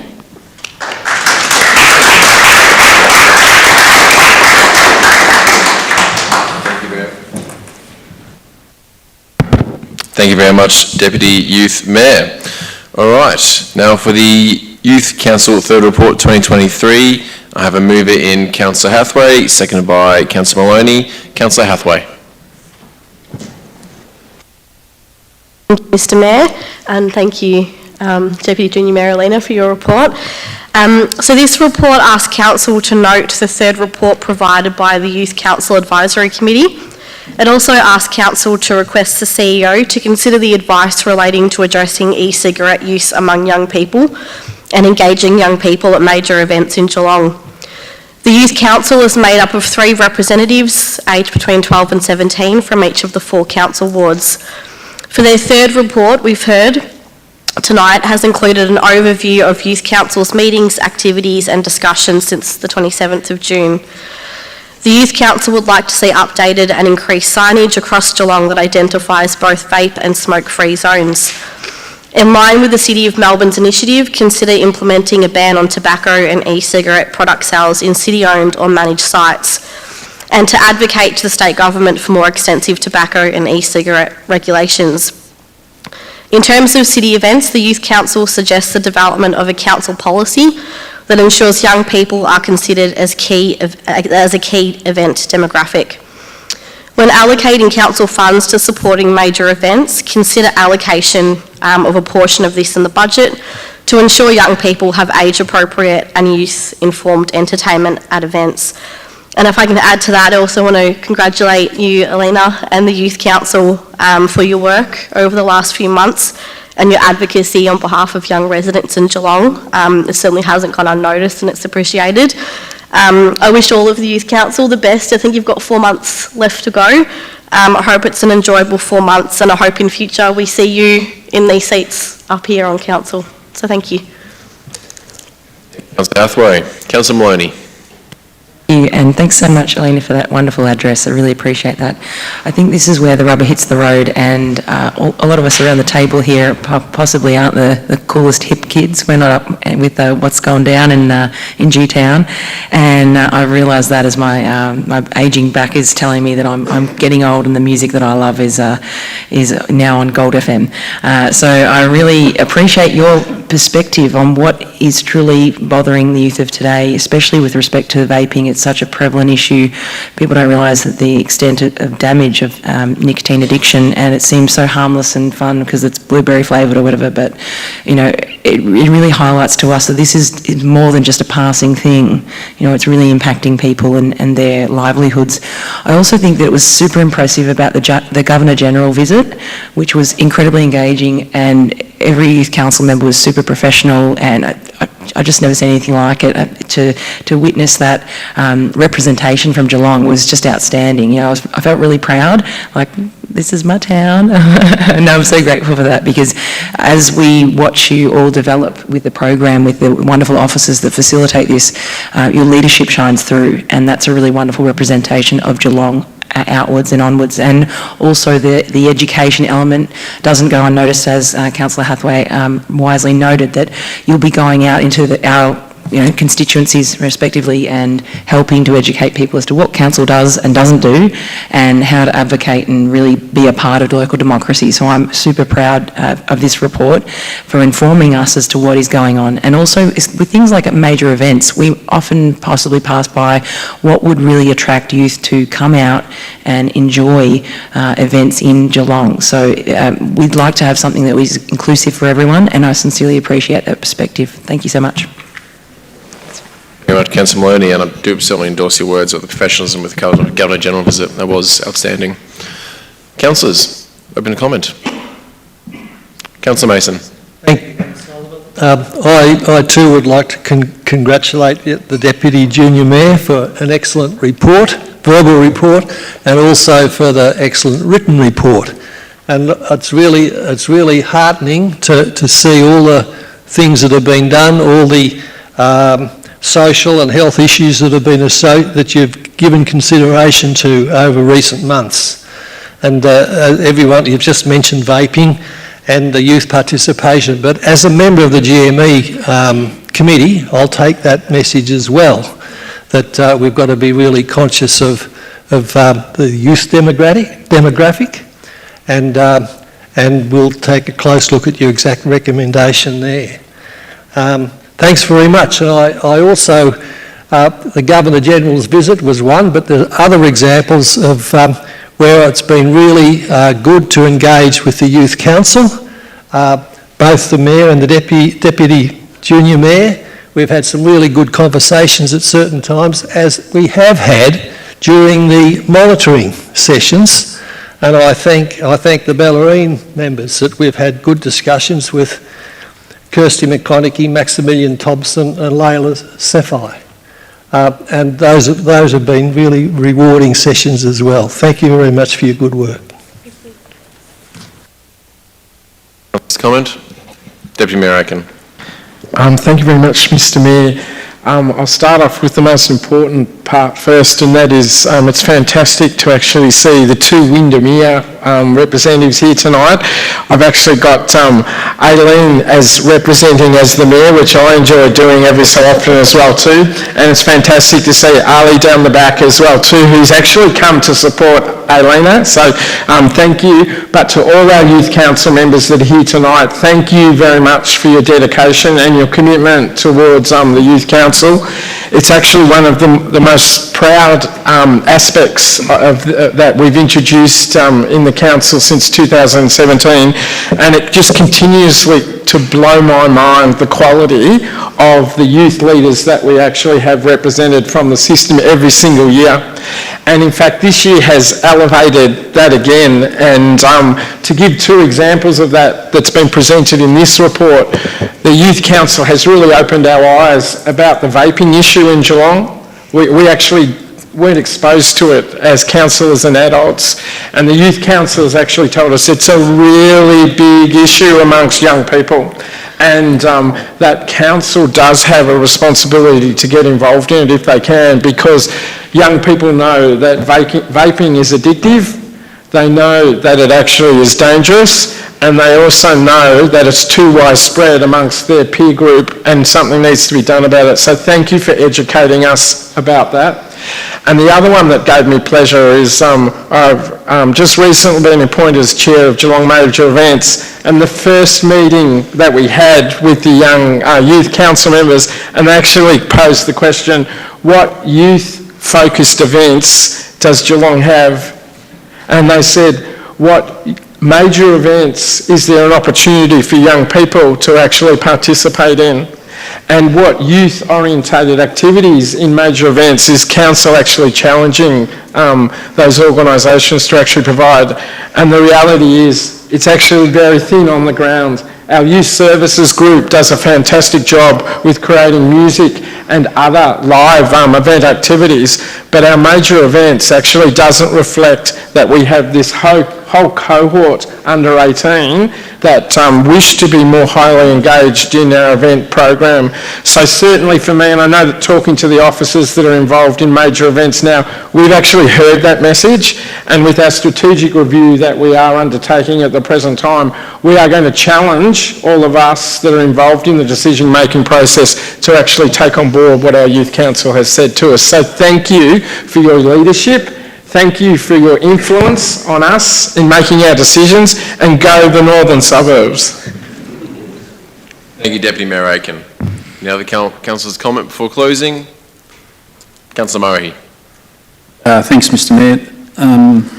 I too just want to reiterate what other councillors have said about the youth sessions, and I certainly look forward to them. You think an hour might go slowly, but they don't. And Alina, well spoken before, really impressive. And as everyone else has been during these sessions, not just this year, but previous years as well. So it's been great to be involved. And the two things that you highlight, the e-cigarette use and the major events, the youth at major events, yeah, well done. We've certainly discussed them during the Brown Bull sessions, so I look forward to seeing what may happen with those going forward. I wasn't going to speak, but I really wanted to quote Councillor Maloney, not getting up with what's going down in G-Town. I just wanted to say that. Thanks very much. Thank you. Very hip councillors around the table here. Right, with that, I'll go to Councillor Hathaway to close. Mr Mayor, thank you. Thank you very much, Councillor Hathaway. With that, I'll put to the vote. All those in favour? Thank you. All those against? No hands down. Excellent. All right, that is carried. Thank you. Thank you very much, Deputy Youth Mayor Eftikari.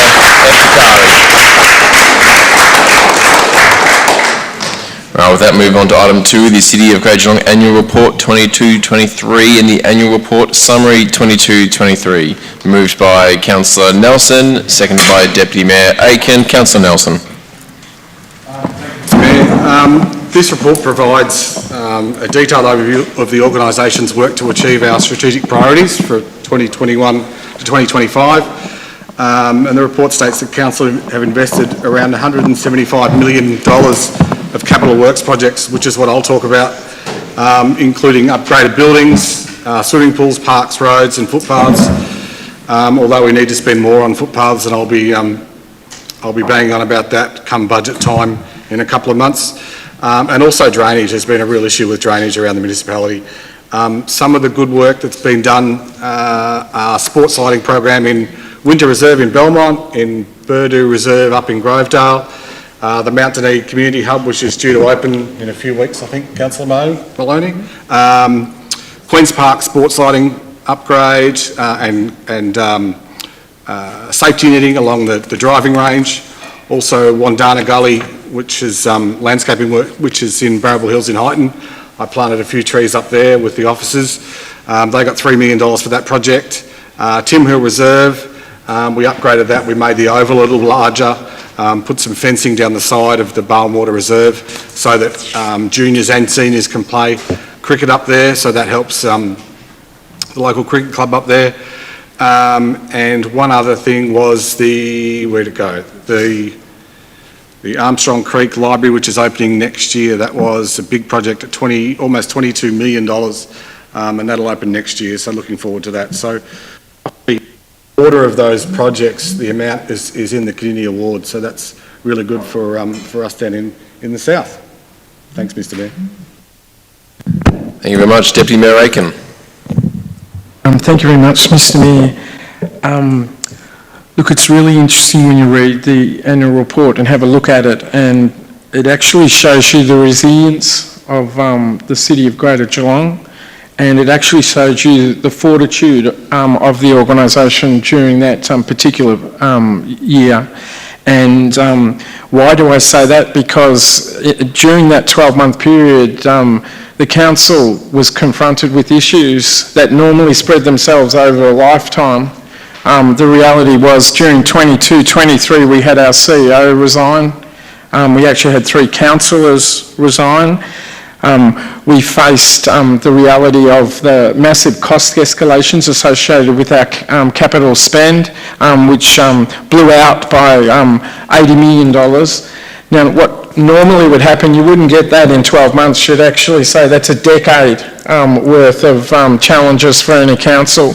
But what the annual report actually shows that the community should have confidence with its council. The new councillors have brought a freshness to the governance and the organisation, and we will build on the resilience and fortitude of the council group during the last 12 months. And you just look at the annual report to actually see what the City of Greater Geelong does, and Councillor Nelson has already mentioned a number of statistics which the people would have no idea about. I mean, I would like to throw in that we collected over 10,000 mattresses in during 22-23. Like, the community wouldn't even know that the city has a recycle program for mattresses, and in fact the number was 10,214 mattresses were actually collected by the city and removed and recycled. And another great program we're involved in is our modern nappy program. And people actually go, well, what does that actually mean? Well, it's an incredible program. The reality is males can't use old-fashioned nappies because they can't work out how to actually put a pin in without stabbing the baby. And what the council actually has been able to do is come up with a modern nappy that actually replaces the plastic disposable nappy. And some other stats about the disposable nappies in Geelong, our bin audits have actually shown over 10% of our waste is actually disposable nappies. It actually showed us as well too that one baby in Geelong actually has 7,000 disposable nappies between the time they start and they finish with a nappy. And what the officers of the organisation responded to was we looked up a clever and creative way to actually respond to that issue. And the clever and creative way that came in 22 and 23 was to use cloth nappies with elastic, with a capacity that could be washed and changed. And do you know what we do? We subsidise them by 60%. So that the community gets up to 5 under that subsidy program. And we had over 350 families get involved in that program when it was first launched by the City of Greater Geelong. So what the annual report shows us, and I encourage the people to look through it, we are doing exactly what the community asked us to do. We want to be a clever and creative community. And our annual report has so many examples of where our officers and the councillors and the community, importantly, we're partnering with the community to actually deliver our aspiration to be a clever and creative community. So please, look at the annual report and be proud of your city. Thank you very much, Deputy Mayor Aiken. Any councillors comment? Councillor Mason. Thanks, Mayor Sullivan, and I endorse what Councillor Aitken said in his very fresh presentation, and that we do recognise that there have been so very many difficulties that we have overcome, and we've made overwhelmingly positive achievements, and I do thank the city staff and their leadership for all of their good work. And it is a really good read, and I do hope that everyone accesses it online. I do note that the report reminds us our municipality is a complex mix of urban, rural and coastal environments where there are large areas dedicated to recreation and conservation reserves. Sparrow Vale Wetlands is a fine example of the work done and the work we've got to do elsewhere in supporting remnant Indigenous vegetation and a diverse range of flora and fauna in our landscapes. The report also reminds us our natural environment, however, is still under heavy pressure with things such as weeds and pest animals through to land clearing, population growth and waste generation, as Councillor Aitken just mentioned.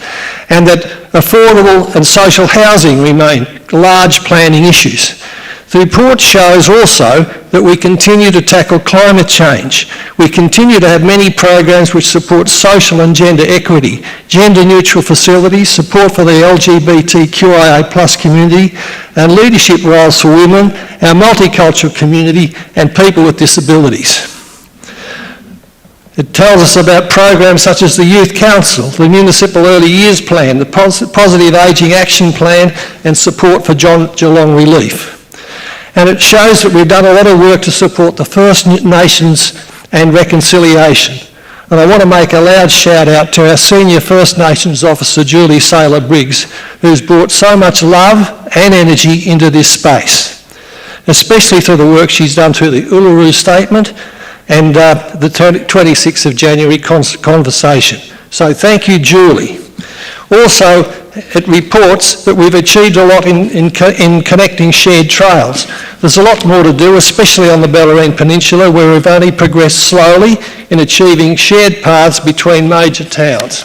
However, as a Bellarine councillor, I'm really proud of the achievements that we've made, especially sport lighting in St Leonard's Skate Park, the Ocean Grove Football Netball Club upgrade, the Borongook Drysdale Library, Drysdale Square upgrade, Barwon Heads Bowling Club, Beacon Shed Trail and other things. And I do note that the arts and culture is an essential life force as well, that has been disrupted by COVID and is now being reported as bouncing back. Thank you, Mr Mayor. Thank you, Councillor Mason. Just no further comments. I'll just add in that I do endorse the words of the councillors before me. The organisation has gone through some extraordinary challenges, but has made incredible success in this time alone.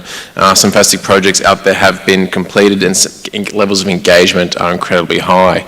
For council, a community, a municipality that has over 270,000 residents, to have over 160 calls made to our customer centres, over half our population engaged directly, to have nearly 100,000 hits on our online Have Your Say page as well, actively involved in the shaping of the reports and strategies of our municipality, to have the incredible projects and strides made in terms of waste reduction and projects such as the cloth nappies, to be engaging in our new citizens or multicultural communities, having documents put together around health and food and recipes collected from the community and then re-spread out in more variety of languages people can understand and have access to nutritional information, all the way up to the big jobs we're doing here where we have hundreds of businesses engaging in our concierge services, to have a major event such as Avalon with over 250,000 people through that event over the course of a week. That's nearly the entire, as I said, population of our city alone.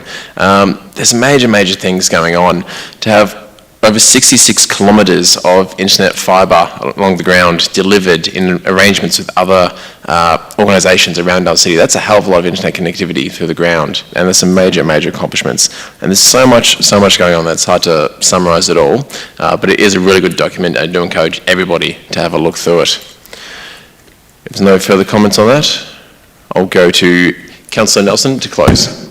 Thank you, Mr Mayor. I was just trying to find the amount of LED lights we've replaced, and I couldn't find it. I was just flicking away. 25,000. How many? Nearly 25,000. 25,000, yeah. Some of the things that we do, people just don't understand what we do, so I just wanted to highlight that.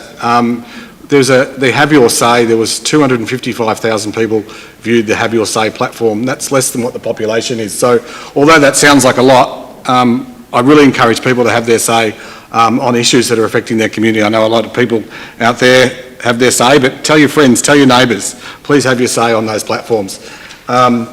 With regard to footpaths, we increased our footpath network by 61 kilometres to 2,000 kilometres worth of footpaths. As you can tell, footpaths are important to me, so as they are to Councillor Mason, who brought them up before. We've planted over 3,000 trees in the last 12 months. We've had 18 major events with an economic return of about $81 million. And what I forgot to mention was the $2 million skate park that the Mayor and Councillor Maloney and I opened a few weeks ago, and a few of them tried to have a bit of a skate. I was probably smart enough not to bring my skates out, although they were in the car, and I'm glad I left them in the car. Thank you, Mr Mayor. Councillor Nelson, with that, I'll put it to the vote. All those in favour? Thank you. All those against? That's carried. Item number 3, Pakenham Street Urban Design Framework North Precinct Deliberative Engagement. Moved by Councillor Contell, seconded by Councillor Murray. Councillor Contell. Thanks, Mr Mayor. I'm not going to speak in significant details on this report, but I am going to talk to just a couple of points. Tonight's report, as everyone would know, is asking for Council to endorse the deliberative engagement plan process for the Pakenham Street North UDF precinct. I guess I first of all just wanted to thank everyone that's engaged with Council and also engaged with us councillors over the past several years. There's been a lot of feedback, both directly to me and to others in this room, from a whole range of people and organisations, whether it be Help Save Paco Group or whether it be retailers, landowners, just interested community members. So that's been very valuable. I suppose it's one of those things where you're damned if you do and damned if you don't. I've been around long enough now to have seen a number of these UDFs come through across the chamber, and generally what would happen is that the report would come out to be endorsed for consultation. We would go out, have your say, feedback would come back in, council would vote, and that would be the end of it. And we've been criticised for many years that the community haven't had enough time to communicate with us, and then once the feedback's come to us, to re-evaluate that once the report comes back to the chamber. So on this UDF, prior to Councillor Cadwell joining us, it was Councillor Sarah and Councillor Peter and I really worked with the officers to try and extend that period of time to give community and retailers and landowners more opportunity to familiarise themselves with the UDF and also provide feedback. And also you've got to remember that a lot of this was being done during COVID.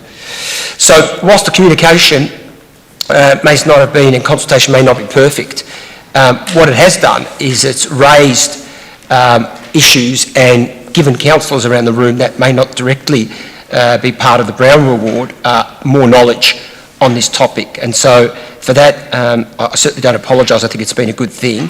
Some people might say we've been spinning our wheels too much.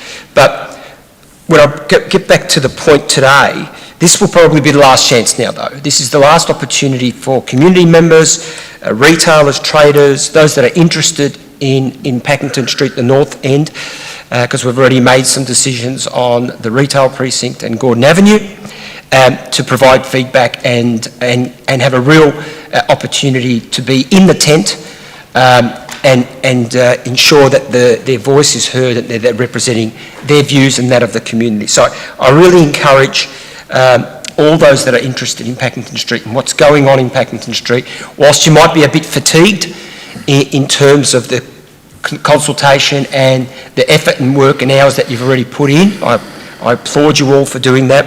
I ask for one last effort here and get engaged, and I ask that of all community members and residents that are interested in this area of Packington Street to do so, because it's the last opportunity now that we have. The next time it comes to chamber, it will be to vote on the UDF, and so the alternative to poor consultation would have been that by now this would have been done and there would have been winners and losers. There will be winners and losers anyway when this comes back to the chamber. Not everyone will be satisfied, but at least you've had the opportunity to put forward your views, your opinions, your recommendations, and hopefully, and we trust that some, if not all of those will be taken into not only consideration but hopefully adopted. So I'll leave it at that and let other councillors, including Councillor Murray, talk to the report further. Thank you, Councillor Contell. Councillor Murray. Thank you, Mr Mayor, and thank you, Councillor Contell, and certainly with Councillor Contell and Councillor Mansfield and now Councillor Cadwell, the Brown Bull Ward councillors certainly have been on a journey with this from, actually, I was trying to think how many years that may be. I was going to say 3, maybe 4 years. Some have given me indication from the gallery, maybe 5, but 7. I don't think we'll get any higher than that. But, well, yeah, that's how long we've been discussing this. But there has been progress made in that time. Certainly when it came before us, it included the heritage area and the Gordon Avenue area, and obviously North Paco. And after some time, North Paco was split from the other two. The other two were supported. So it's certainly been a journey, and there hasn't been any more community engagement on any other topic or any other project in the Geelong region than this. Each time there was a date nominated to community consultation, we extended it and extended again. And the process is still ongoing. We're not quite at the pointy end, but we're certainly well down the track now, and there's light at the end of the tunnel. And I think what's planned going forward for this panel of maybe 60 or so people to represent their thoughts on the North Paco is certainly really encouraging to be at a point now where we know what the process is going to be going forward. So as Councillor Contell has said, this is it. This is the time to put your hand up and be involved. It's no good sitting on your hands and then a bit later regretting not having your say or not being involved. So the opportunity is now. So spread the word. They'll be looking for people to be on this panel. So please put your hand up and be involved. And Dr. Jane Mooney is still in the gallery and give me a wave, but I just want to quote what you said, Dr. Jane, tonight. I would like to commend the city for trying to improve community engagement undertaken in their development framework process. And I think it was Sally Kerner, I think, that may have said this, that looking forward to really authentic engagement. The two supporters of what is planned for the future here. So, supportive of this engagement and what it will possibly bring back. Thank you. Thank you, Councillor Murray. Councillor Cadwell. Mr Mayor. I also likewise endorse what Councillor Kintelge and Councillor Murray have said. Despite only being a councillor for a few months, I know that this has been a pretty contentious project with a lot of active and passionate members of the community who have all certainly contacted us as Brownville Ward councillors to make their cases. I know that the three of us have been very involved in the community, in the current consultation process with the council officers who have taken a much more focused engagement process as a result of the community feedback received so far, and I personally think it's very comprehensive. So I encourage all community members to put in an expression of interest to be a part of the panel so that we do get a truly representative group of opinions. Thank you.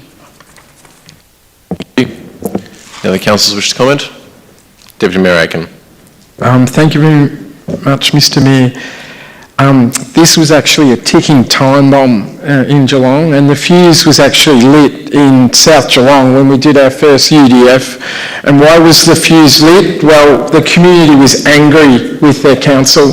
They were actually angry in South Geelong that a new planning regime was being imposed on them. They felt they didn't have an opportunity to be able to respond under a traditional planning engagement process. And then the fuse kept burning. We moved to Highton with the Highton UDF. And if you thought the South Geelong residents were angry, well then you met the Highton residents and they were angry as well too. And guess what? The fuse kept going because it was a long fuse in Geelong, and then eventually it got to Pakenham Street. And you know what happened? The bomb went off. And the reality is that we actually faced the reality in Geelong Council that the existing planning process that we have and the planning engagement process that we have failed our community. We actually shouldn't have hid behind legislative processes of how to engage with our community. What we needed to do was to come up with a new process. And in fact, the community demanded it of us. It was the community that said they wanted a co-design process. It was the community that said they want to participate in the process more than just being told, respond to a formal position of the council and put your resolution in. The community said, we are the ones that live in this area. We are the ones that have the greatest knowledge and understanding. We are the ones that will continue to live in this area once the consultants and the planning experts have moved out of it. And we want to make a decision and influence how council actually determines how we live, because we live here. And it was a fantastic thing that's happened now. Why do I think this is an authentic process? And that's a question that's been asked tonight by a number of the members of the community. Officers are actually outside their comfort zone. They're significantly outside their comfort zone. And in fact, we should be celebrating that, and we should be encouraging our officers at the City of Greater Geelong to get out of their comfort zones. And the comfort zone was, legislation said this is how you engage with your community to build an urban design framework. What the council has done is responded to the community in South Geelong, Highton and in Geelong West to actually say we have to come up with a better process. And in fact, councillors have already highlighted that this is probably the most significant engagement process that we've undertaken, and it certainly is. The sad thing about this process is it might be the last chance we get to do it. Unfortunately, the state government is making decisions that will change the planning process and the planning authority of local governments in Victoria. And the state's actually essentially saying, no, the community can't get involved in infill site locations because we've got a more important derivative to actually have higher density housing within our existing community areas. I would not want to be part of this state government if they impose that type of restriction on the Packington Street community. But what I do know is that I'm looking forward to what comes back from this 60-person panel. I'm looking forward to actually learn from it as a councillor, and I hope the rest of Victoria does as well too, in looking at for other ways in which you can engage with your community in a planning process and not just hide behind the statutory and legislative requirements that you have to engage. Thank you, Deputy Mayor Aiken. Sorry, Mr Mayor, if I could. A right of reply? Oh, just a matter of correction, that the South Geelong UDF was supported. So I'm just making that point. It certainly was, yes. Yeah. There was plenty of activity going on. Thank you. All right, any councillors comment on this item? If not, I'll throw back to Councillor Contell to close. Thanks, Mayor. Look, lastly, the expression of interest for the panel, I'm advised, will probably be launched in the coming week. So it's not something that we'll be spinning our wheels on, because we really want to avoid the whole Christmas and festive period. And so hopefully within about the next week we'll see this on our Have Your Say page. So once again, as everyone has already encouraged, I once again encourage everyone that's interested to please put their application forward. And probably the other reason, as Councillor Murray said, that this has been a long process is that Packington Street is close to the heart of many Geelong residents, and so whenever we are making changes or amendments to that area, it certainly sparks a lot of interest from our community. So there's no doubt that there was justification in the process probably being a little longer than what we would normally see with a traditional UDF. Thank you very much. With that, put to the vote. All those in favour? Thank you. That is carried. Item number 4, Amendment C339GGEE Part 2, Flood Overlays, Lower Barwon and Moorabool Rivers, Bellarine Peninsula Coastal Hazard, Consideration of Panel Report and Adoption. Moved by Councillor Wilkinson, seconded by Councillor Mason. Councillor Wilkinson. Thank you. This report asks Council to adopt Amendment C339GGE Part 2 and to submit it to the Minister for Planning for approval. So Part 2 of C339GGE stems back from Council's decision prior to me joining Council in March 2023 to abandon the Lara flood study part of the amendment and to break it off into the abandoned Part 1 Lara and Part 2 remainder. So all 58 remaining submissions to Part 2 relate to flood overlay changes from the Lower Barwon and Moorabool study. The submissions were referred to an independent panel which conducted a hearing on the 19th of June 2023.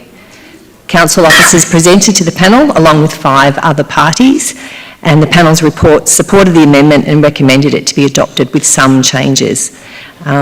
So these changes include the removal of overlays from selected properties at Finesford, Newtown, Belmont, Armstrong Creek and St Albans Park, rezoning properties at Belcombe Road, Newtown, and updating the LS10 and FO schedules for existing flood overlays in Lara. So the planning overlays will trigger planning permit applications for substantial building works and as such and as new or extended dwellings, but this will help manage the environmental hazard posed by riverine flooding and the impacts of coastal inundation, which is inevitable as part of future sea level rise. It respects Council's previous decision to abandon the Lara flood study, as no new overlays or map changes from the study are proceeding. Thank you very much, Councillor Wilkinson. Councillor Mason. Thanks, Mr Mayor, and thanks Councillor Wilkinson, who's made a very clear outline of the issues. And I'd also like to recognise the officers on this occasion for their professional dedication and endurance And as Councillor Aitken mentioned before, a long period, this has been a long one as well. And it has been a complex process. As has been very much more widely spread in our, understood in our community, the threat of climate change is real and must be mitigated. Locally, there is a threat of sea level rise, predicted by the CSIRO authorities as 0.8 metres by 2100, and higher intensity rainfall events, despite the likelihood of lower annual rainfall. This still required leadership in 2015, despite warnings from representative science for decades. So I want to emphasise, as described in previous reports to Council, there's also a risk if Council does not act on the scientific flood mapping it has available, and it may be liable if flooding occurs to property in the future. So, Mr Mayor, we have a duty of care to act and identify flooding and properly control development in flood-prone areas, and these overlays will also give confidence to homeowners and prospective buyers. So this also applies to new inundation schedules, to existing planning scheme overlays in the Lara area to make them consistent with flood overlays across the municipality. And as Councillor Wilkinson's just said, this respects Councillor's previous decision to abandon the Lara flood study, as no new overlays or map changes from the study are proceeding. Thank you, Mr Mayor. Thank you very much, Councillor Mason. Any other councillors comment? Direct Councillor Wilkinson to close. Just referencing back to the report, the City of Greater Geelong report, and looking at our approach to sustainability in this context, that as we mature, as our approach to sustainability matures, that we are now looking to shift to a more structured and coordinated way of undertaking sustainability-related initiatives. And I'm looking and reflecting back on this as addressing those issues around climate action. So, I'd like to say that recommending that the Council accepts all of the panel recommended changes and adopts the amendment. Councillor Wilkinson. With that, I'll put to the vote. All those in favour? Thank you. Those against? It's carried.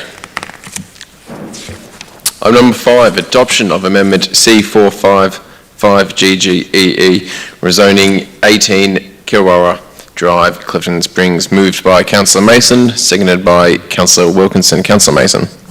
Thanks, Mr Mayor. I wouldn't normally be recommending that public parkland be rezoned to residential. However, on the 10th of March 2023, the City received a solicitor's letter representing the landowner requesting that immediate action be taken to rezone a portion of 18 Kilwara Drive, Clifton Springs, because a zoning anomaly affects the sale of the property. This anomaly began in 2005 when the eastern portion of 18 Kilwara Drive was subject to an adverse possession claim. The result was a legal settlement between council and the landowner, which has not been fully completed. So in essence, while the land was consolidated and transferred to the owner in 2006, rezoning of the land to a residential zoning didn't occur at that time. So the amendment was exhibited in August 23 and all community engagement processes have been undertaken, and this amendment ensures that the City fulfils its legal obligations and that the planning scheme is correctly applied to the land. Mr. Thank you, Councillor Mason. Councillor Wilkinson. Yeah, it's appropriate for Council to ensure that a public land use zone is not applied to privately owned land. So adopting this amendment will ensure that the planning scheme is correctly applied to in this case. It's an unusual case, that's for sure, in the City to meet its original legal obligation to rezone the land. Indeed, rectification of a planning oddity. Any other councillors comment? Councillor, close. Just to add, Mr Mayor, that though I do support this recommendation, I note that the rules have also been changed now to ensure that adverse possession claims like this are unlikely to be successful in the future. Thank you. Indeed. With that, I'll put it to the vote. All those in favour? Thank you. Those against? It's carried. Ashbury Street West, Ocean Grove, intention to declare report, special rate and charge scheme SRC 364. Moved Councillor Mason, seconded Councillor Wilkinson. Councillor Mason. Mr Mayor, this report asks Council to provide notice of its intention to declare a special charge scheme to help fund the road construction and sealing a remaining portion of Ashbury Street West, Ocean Grove, that is the properties 14 to 21. This proposed road construction and sealing works have been developed in response to complaints and a petition received from residents requesting to seal the small, unsealed section of road between properties 14 and 21. Sealing the road will improve the amenity, road safety and limit the impacts from dust to the adjacent properties. An early engagement also surveyed properties living in the unsealed sections of Newcomb Street and Melaleuca Avenue. These ones weren't supported by the residents. So Ashbury Street West was supported at both the early engagement and more recent engagement in August 23, where more accurate costs were provided. The total cost of the scheme is going to be of the order of $119,000. The 7 property owners will contribute of the order of $89,000 and the council $29,000. I support the recommendation, Mr Mayor. Thank you, Councillor Mason. Councillor Wilkinson. These special charges are the key source of revenue for Council's road and footpath construction programs to ensure a range of important upgrades can be delivered. And it's important to note that it's not anticipated that any significant vegetation removal will be required to complete this project. And the City will encourage the use of recycled materials for the project construction. Thank you. It is pleasing to see that of the 6 returned surveys from 7 properties, all 6 did express their support, as Councillor Mason has outlined. SRCs are something that can be contentious, but with overwhelming support such as this and the outreach from the community to have this works done, looks like everything is headed in the right direction. Any other councillors wish to comment? Not. Councillor Mason to close. Thank you. I think we've attended to all of the issues, Mr Mayor. I'd just like to add that we recognise that significant hardship can be experienced by some members of our community, and in certain circumstances the City will consider an application for financial hardship relief confidentially. Absolutely. Thank you very much. With that said, we'll put that to the vote. All those in favour? Thank you. With that, it's carried. All right. Item number 7. Proposed road discontinuance and sale of land at the rear of 35 Villamantra Street, Geelong West. Moved by Councillor Cadwell, seconded by Councillor Contell. Councillor Cadwell. Thank you, Mr Mayor. Appreciate that. This report seeks Council's endorsement of a community engagement process for a proposed road discontinuance of part of Timms Lane, which is at the rear of 35 Villamantra Street, Geelong West. Submissions would also be sought on the proposed sale of the land, which measures about 25 square metres within the road reserve. The current owner of 35 Villamantra Street, Geelong West, is seeking to purchase a section of the road reserve in Timms Lane, which sits at the rear of their property, which hosts an 1870s Victorian dwelling with extensive, well-established formal gardens. And a part of the substantial brick fence actually encroaches into Timms Lane, but that does not impact on any other uses of the lane. So community members can make written submissions on the proposed road discontinuance and the sale of the land, and that will be done via the City's Have Your Say webpage. Also, community members who are neighbouring residents will be advised, and there'll be ads placed in the Geelong Addy. There'll be a submissions review panel appointed to hear any public submissions, and a further report will then be presented to Council to consider the outcome of the community engagement. And the City would be reimbursed for all costs incurred for the road discontinuance and the sale of the land by the purchaser. The land would then be sold at a value determined by a registered valuer. Thank you. Thank you, Councillor Cadwell. Go over to Councillor Contell. To me, if If nobody or somebody hasn't read the report, Councillor Cadwell couldn't have articulated that any better. So I'll leave it at that. Thank you. Any other councillors to comment? If not, Councillor Cadwell to close. Thank you, Mr Mayor. Nothing further. Put it to the vote. All those in favour? Thank you. All those against? The item is carried.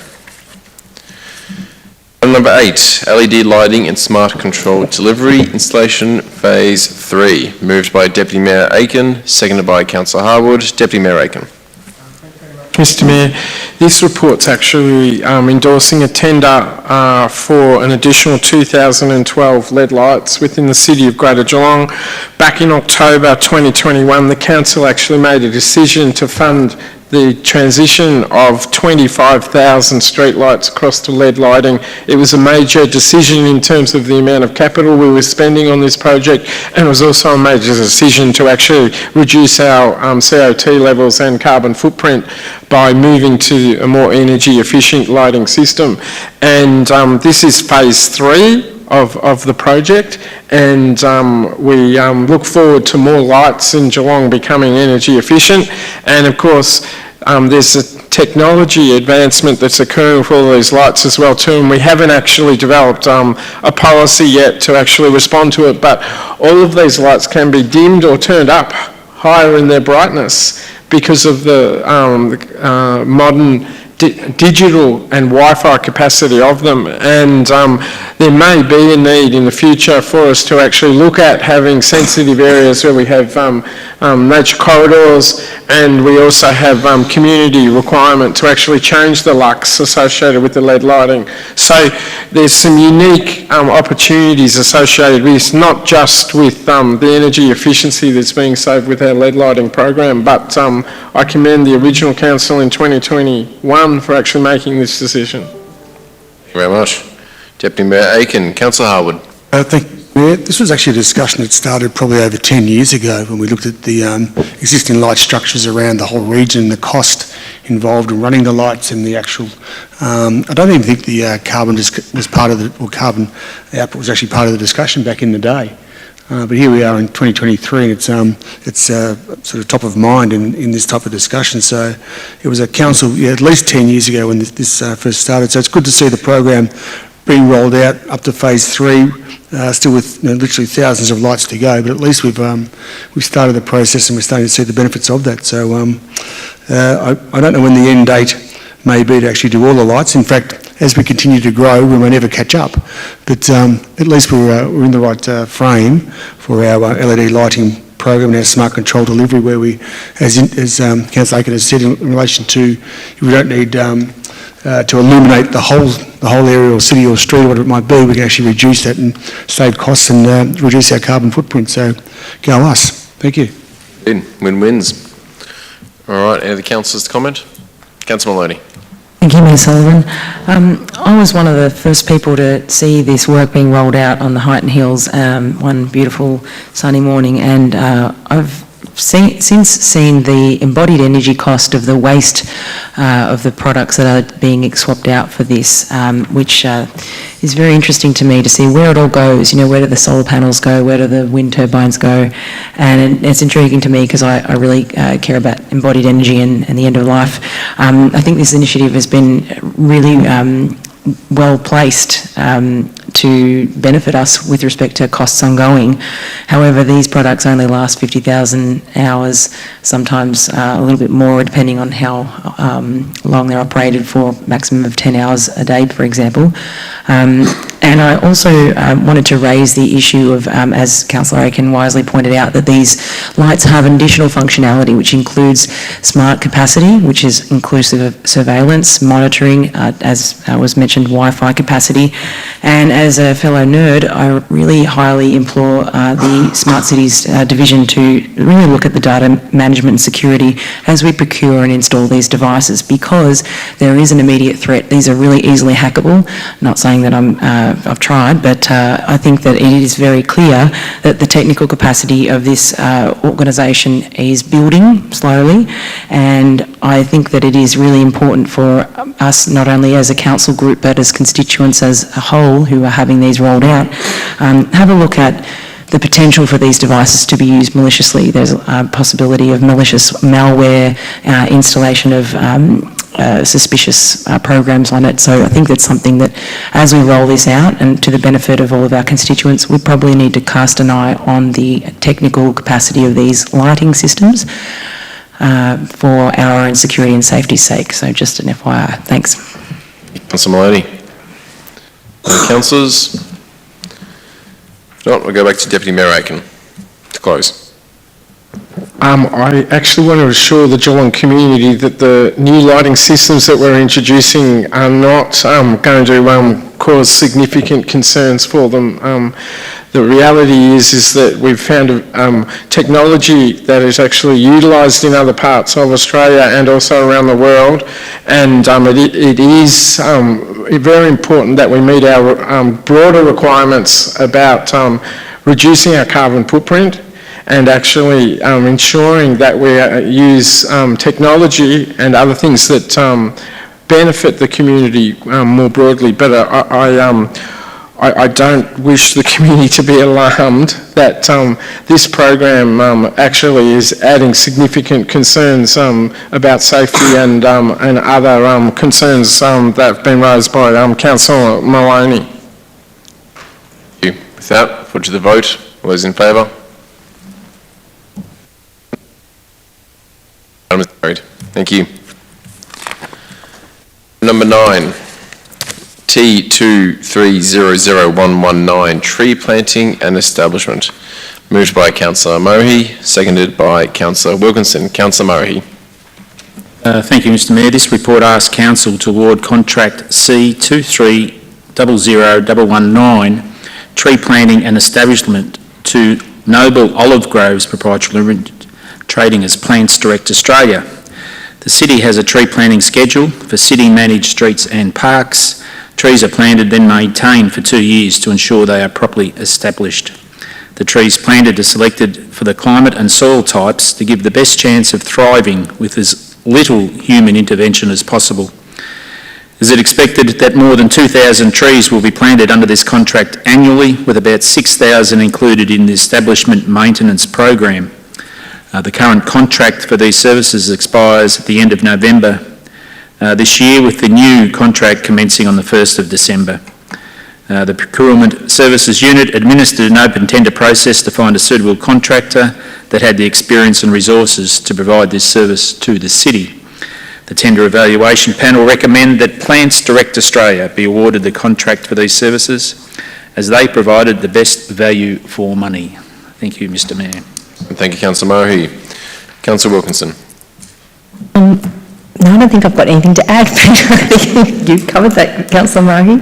I suppose just to add something that a member of the public brought up, just that idea of looking at Indigenous species and local nurseries in addition to some of the planting, and just wanted to throw that in as an adjunct to this organisation. So. Thank you.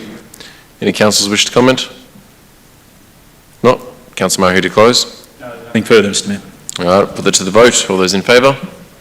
Thank you. All those against? You only get one vote, Councillor Maloney. But it is carried. All right, item number 10, borrowing policy review. Moved, Councillor Harwood. Seconded, Deputy Mayor Aiken. Councillor Harwood. Mr Mayor, this report asks Council to adopt an updated borrowing policy, and the policy is scheduled for review following the adoption of the third version of the borrowing policy at a council meeting back in July last year. The two main points I think are found in the policy around the background and the scope, where from the background, the city must implement sound financial management principles, including managing financial risks with the established risk appetite and limits, spending within the budget parameters and where items are not budgeted on a post-budget approved basis, policies consistent with a reasonable degree of financial sustainability and stability. Those decisions are made with future generations in mind, and ensuring the disclosure of financial information. In other words, also, council cannot borrow money unless the proposed borrowings were included in the budget or revised budget, which is kind of, I guess, when we read that today and we look back of the 12, 18 months we've been through, which has been through the financial ringer, so to speak, I guess this particular policy at times has probably stood us in good stead as to exactly what our obligations and our management principles are. As far as the scope goes, the policy applies to the city when considering and determining the annual budget, any revised budget, borrowing funds within the budget settings and making financial management decisions. So city officers must consider the application of this policy when the city cannot borrow money unless the proposed borrowings are included in the budget or a revised budget. Strategies the city may employ to facilitate stated goals or to achieve desired financial objectives. Consideration of new borrowings. Refinancing existing borrowings is where long-term benefits of refinancing are greater than the cost of the existing loan. And importantly, for the establishment of new debt facilities as approved by resolution of council at the time of budget adoption or as required. So we still retain the capacity to have the oversight of particular borrowings around new debt facilities. But importantly, the borrowing policy gives clear guidelines in relation to how our officers borrow money, manage the money, and how it is no doubt or managed over time. Obviously, any borrowings have to be repaid, and that's the crux of it. But we have strict policy in place to make sure that that process is done correctly and is also supported by our Audit and Risk Committee. So that's where we are today. Thank you very much, Councillor Harwood. Deputy Mayor Aiken. Thank you very much, Mr. Mayor. Look, borrowing policies probably don't normally generate much interest for people, but the reality is that borrowing, once again, has actually become an important responsibility of federal, state and local governments because of the higher interest rates that we're now experiencing. So it is very important that the council group actually have an understanding of what the city's borrowing policy is, how they are engaged and how they exercise their responsibilities on behalf of the community associated with the policy. You know, gone are the days where interest rates were at 2% and less than 2%, and we were presented with so many capital works projects and other items because essentially we were told money was cheap. We can invest in all of these activities because we can easily make the repayments. Unfortunately, governments are now learning that that era is completely over. Certainly in Victoria and in Australia we have significant examples of large infrastructure spend which has been funded purely by borrowings, and with the significant increase in interest rates is actually now putting pressure on government's expenditure programs. So we have to be careful at the City of Greater Geelong and have greater responsibility about our borrowing policy and our borrowing actions as a responsible government. Thank you very much. So much I can add that Councillor Harwood and Deputy Mayor Aiken have not said. Any councillors wish to comment? Councillor Harwood to close. I'll just close with, I think this borrowing policy should give confidence to the community that the council is operating with financial prudence and will continue to do so, and this policy will protect that. Thank you. Put that to the vote. All those in favour? Thank you. All those against? It's carried. Item number 11, planning authorisations. Council to staff. Moved, Councillor Maloney. Seconded, Councillor Hathaway. Councillor Maloney. Thank you, Mayor Sullivan. This is a procedural motion to exercise powers of the Planning and Environment Act 1987 so that Council resolves that Keelan Jones and Natasha Mundell McCann be authorised and appointed and authorised to undertake planning operations, and also for the CEO, you okay, Jim? To be the instrument to be signed by the Chief Executive Officer on behalf of us council members. So welcome to those two folks. Good cough, mate. Give it a good one.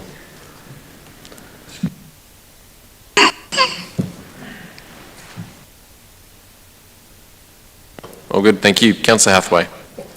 Add, Mr. Mayor. Any other councillors to comment? Councillor Maloney to close. Thank you. Thank you. I'll put that to the vote. All those in favour? All those against? The item is carried. Right, we're moving into section 4 now, record of informal meetings of councillors. Can I please have take a moment, Jim. Get it up. Can we please have a mover and a seconder for the record? Moved Councillor Harwood, seconded Councillor Contell. All those in favour? Thank you. All those against? It's carried. Section 5, planning delegations. Can we have a mover and a seconder for planning delegations? Moved Councillor Nelson, seconded Councillor Wilkinson. Thank you. All those in favour? All those against? The item is carried. There's a few items here that are to be considered in confidential. Item 5.1, which is Audit and Risk Committee Biennial Activity Report. Mover and seconded to put that into confidential. Moved Councillor Nelson, seconded Councillor Harwood. All those in favour? Thank you. All those against? It's carried. And 5.2, which is Employment Matters, CEO Employment Matters. To move that into confidential section, I will move that. Seconded by Deputy Mayor Aiken. All those in favour? Thank you. All those against? That is carried. We are now to consider the remaining agenda items in the confidential section of the meeting. Therefore, I need to close the meeting to the public. Can we have a mover and seconder to close the meeting to the public? Moved Councillor Harwood, seconded Councillor Wilkinson. All those in favour? Thank you. Those against? That is carried. I'd like to thank both our virtual and in-person gallery members who were here tonight for their participation in this meeting. Everyone who's online is still with us. Thanks for being here, and good evening all. Thank you.